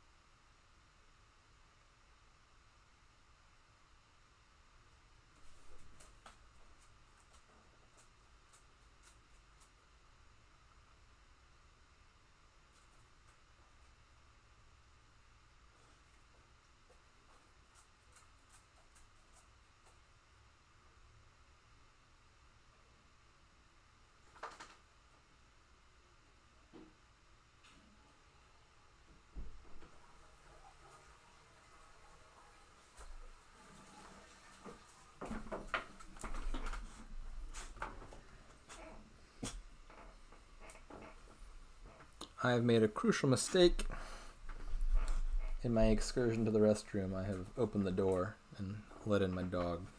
Are you here to help me play?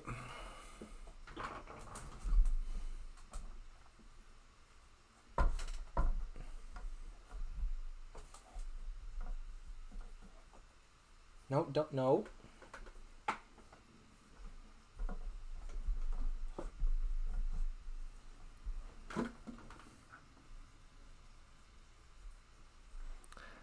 Looks like I haven't missed a whole lot as far as what they've done.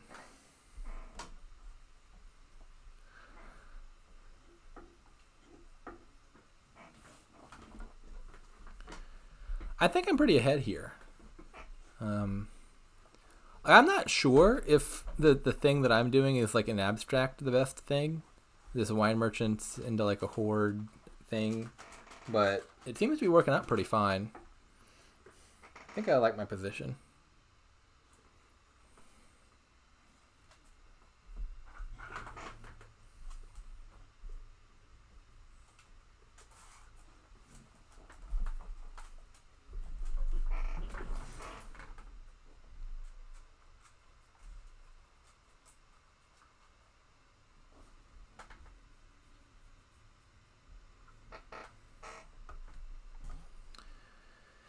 Okay, I gotta get focused again.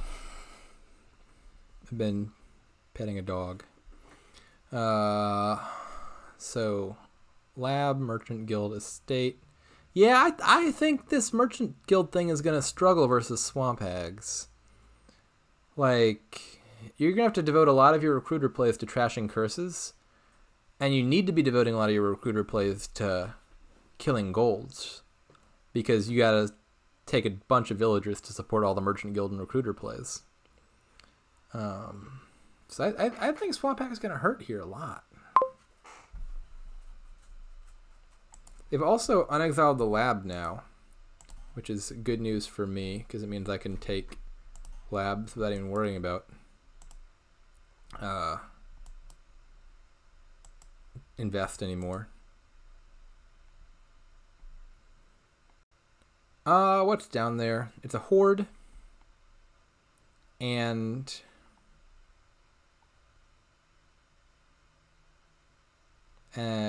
what is the last card? Another gold, I think? Like, I could theoretically just trash copper here, but that would put me going into the next turn with 0 villagers, which seems unnecessarily risky. I would then be in trouble if I had a recruiter on top. Actually, no.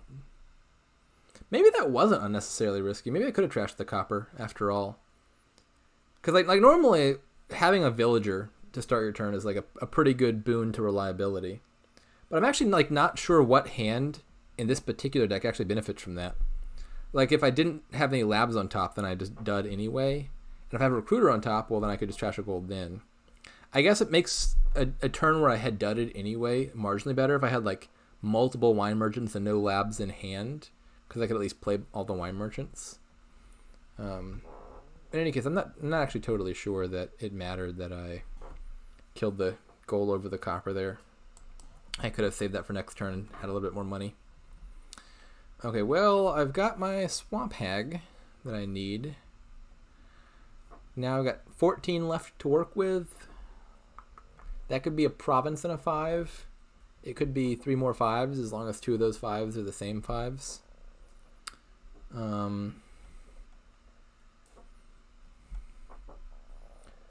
I could take a duchy. That splits the difference a bit. I still get the gold off of Horde. And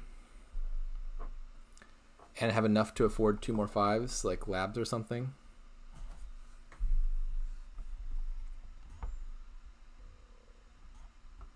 That's kind of sounding appealing, right? Or duchy, invest lab by lab. And now I've got a little extra draw for this turn probably, but I'll just be provincing mostly from here on out, and I'll be taking a bunch of golds with that, and so on those future turns that draw will matter.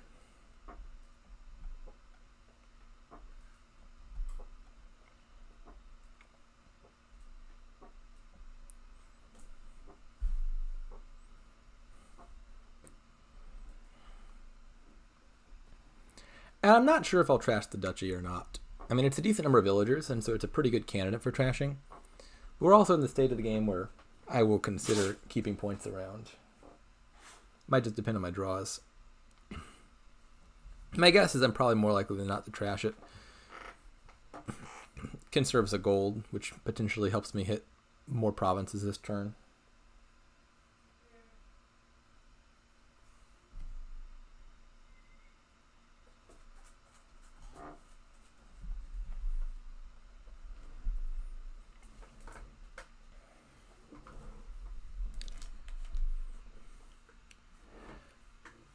Okay, so yeah, I feel like the Swamp Hag thing really hurts the Merchant Guild thing. Like their deck just isn't set up to deal with curses that effectively. They've got the 2 recruiters, but they need to be using those for villagers. And with Merchant Guild more than other stuff, you can't circumvent the Swamp Hag attack with invest. I mean, you could, but you're missing out on coffers if you do that, because buying invest does not count as buying a card. So they'll be taking like 3 curses this turn, 3 more curses or so the next turn. It just looks painful, really painful.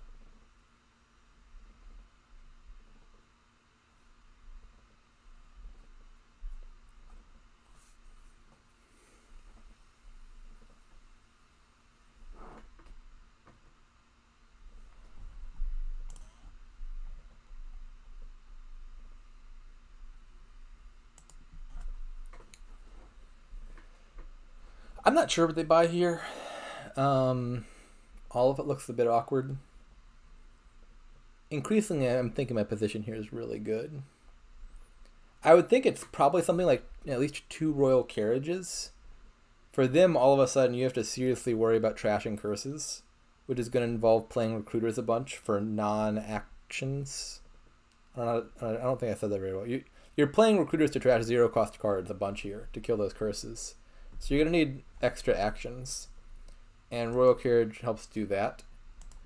Like 2 Royal Carriages with the intent to call them on recruiters to trash a bunch, and then you could potentially kill the curses and also have enough to kill a gold or 2.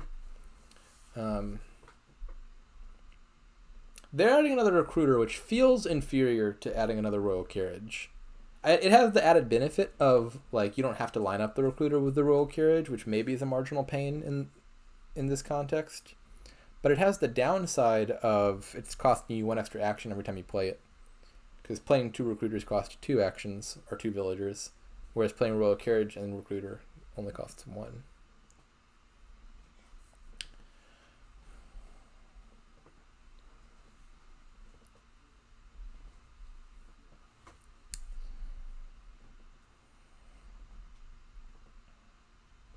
I do have to be careful, of course, because like their deck is a little bit explosive in the sense that they're gonna have a ton of coffers. They've got these tragic heroes.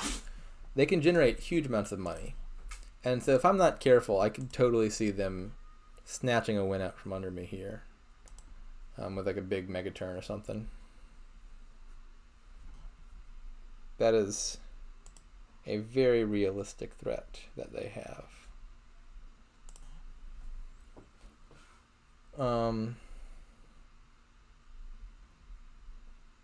You know, I actually think maybe I just kill the recruiter here and call the royal carriage on the swamp hag.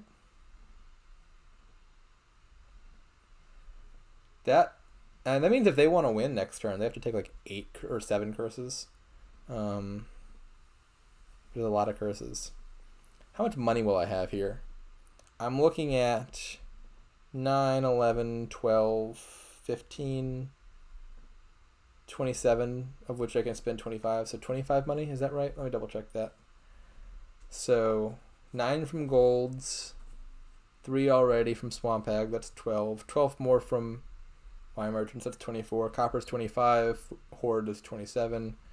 But I need to keep the wine merchants in play, so I can only spend 25. That sounds right. If I triple province here, can they do quintuple province? That requires 40 money, and I don't think they have 40 money. They've got 2 tragic heroes in their deck, and they've got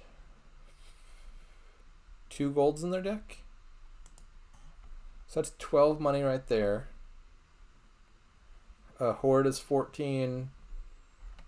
They've got 2 coppers, so 16. 2 merchant guilds is 18. Plus 9. Yeah, they're nowhere near that, right? They're at like 27 money, I think, in the best of cases. So I don't think they can do quintuple province. So I think maybe I just take 3 provinces here.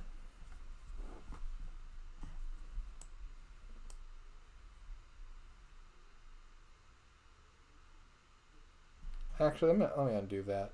Shouldn't I undo that? If I'm trying to win a provinces, I don't think I care about this duchy.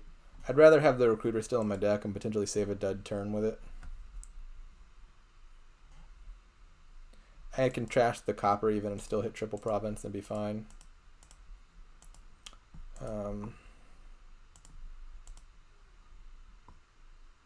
Wait. Shit, what did I do? I thought I didn't call the royal carriage, did I?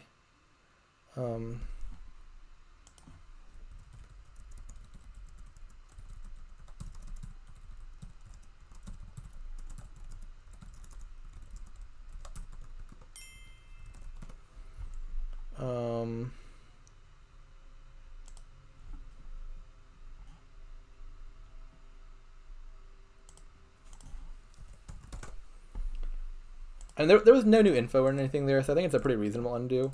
I haven't learned anything since I did that. It feels a little silly undoing that many steps, though.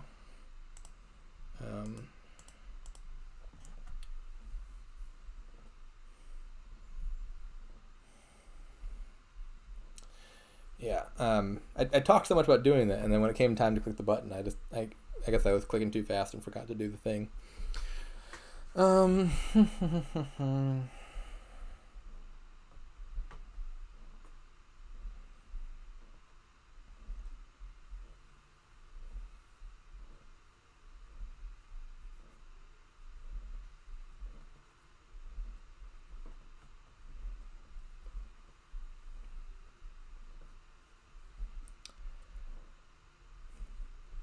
So I have, of course, sacrificed deck control a bit here by adding 3 provinces and 3 golds.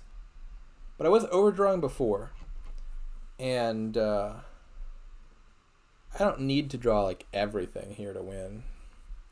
If I just take like 2 more provinces or 3 more provinces, that should be enough of a points lead to be insurmountable.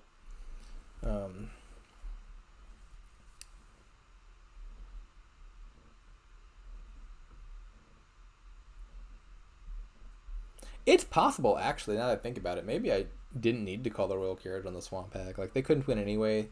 Giving them a few more curses is enough. And then the upside of that line is I potentially use Royal Carriage on a draw card, which makes my deck a little bit better at not dudding. That's also something worth considering, I suppose.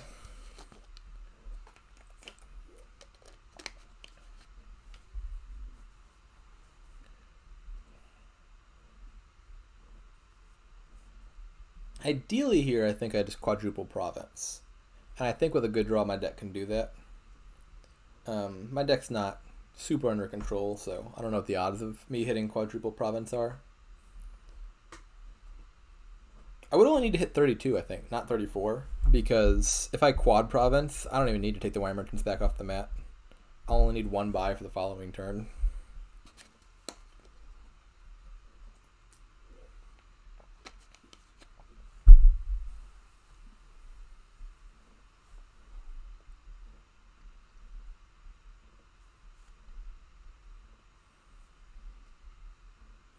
Yeah, I mean, they're going to have to eat, like, all of these curses now.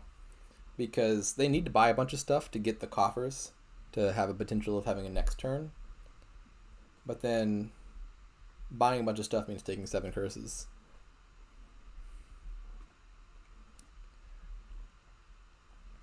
And that just kind of sucks. I'm not even sure exactly what you take here if you're in Pop's position. I've been thinking about something like 2 carriages and 3 coppers, or carriage, hero, 3 coppers, and then hoping to trash a bunch of coppers with your recruiters.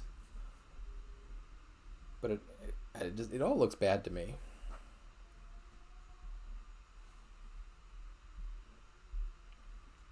I do think that having more carriages and fewer recruiters would be better for them.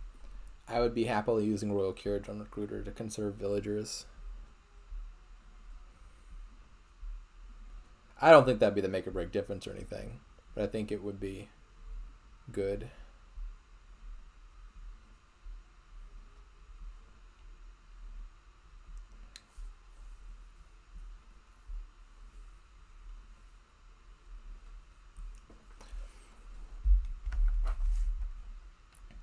I also don't like the Merchant Guild line, although I feel like they were also behind before taking Merchant Guilds. I think it's a combination of the turn 3, turn 4 stuff I think worked out pretty well for me. Getting to buy the Count and then also immediately trash with it and then take the recruiters after. Like, that line actually panned out pretty well. I'm really happy with it. That helped. And that's something I think I had a bit of an advantage in doing by virtue of being player 1. But I also think they overinvested a bit. And I feel like the invest Tragic Hero and invest Laboratory that they had going most of the game, like, they were a mild annoyance, but like, I don't think they did enough to justify themselves.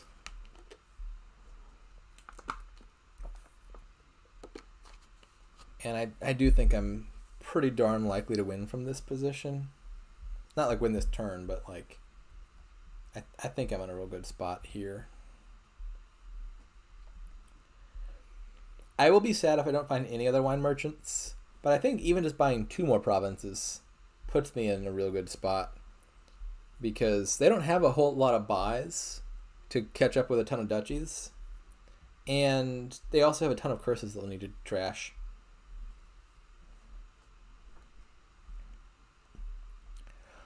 And I think that means just 2 provinces winning, and I might even have that in hand already. I got 6 from Swamp Hag, 4 from Wine Merchant, 3 from Gold. That's 13. I guess I could conceivably fail to hit double province if I drew.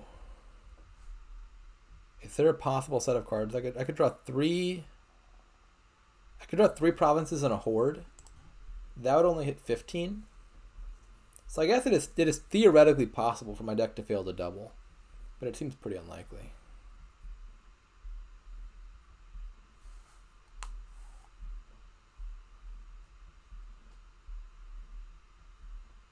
I don't know why they spent online coffers. What are you buying for 22? I would think 20 would look like a more natural number, where you click on like 2 carriages, 2 heroes, and a copper, something like that.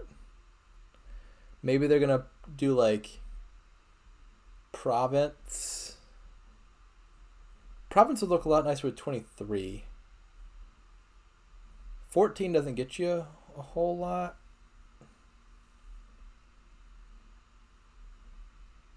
It's going to take a ton of points. This has to just be destroying their deck, doesn't it?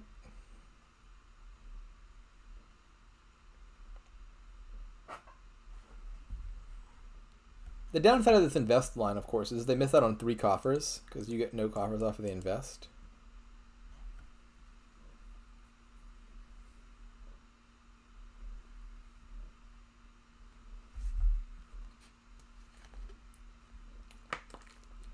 They're also going to need pretty darn good draws here, I think, to make their next turn work. If they get a next turn, I could conceivably quadruple here with a good draw.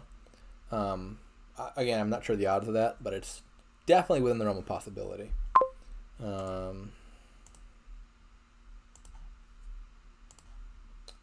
Okay, well, we can kill the Swamp Hag now. We don't care about that anymore, right? Yeah, I don't see any value in Swamp Hag. I'll just take triple here. Do I want more golds? Probably not, right? I've got more money than I conceivably need. I guess I could have killed the Horde, actually. Would have been better, right? If I'd thought about that more, I would have just killed the Horde.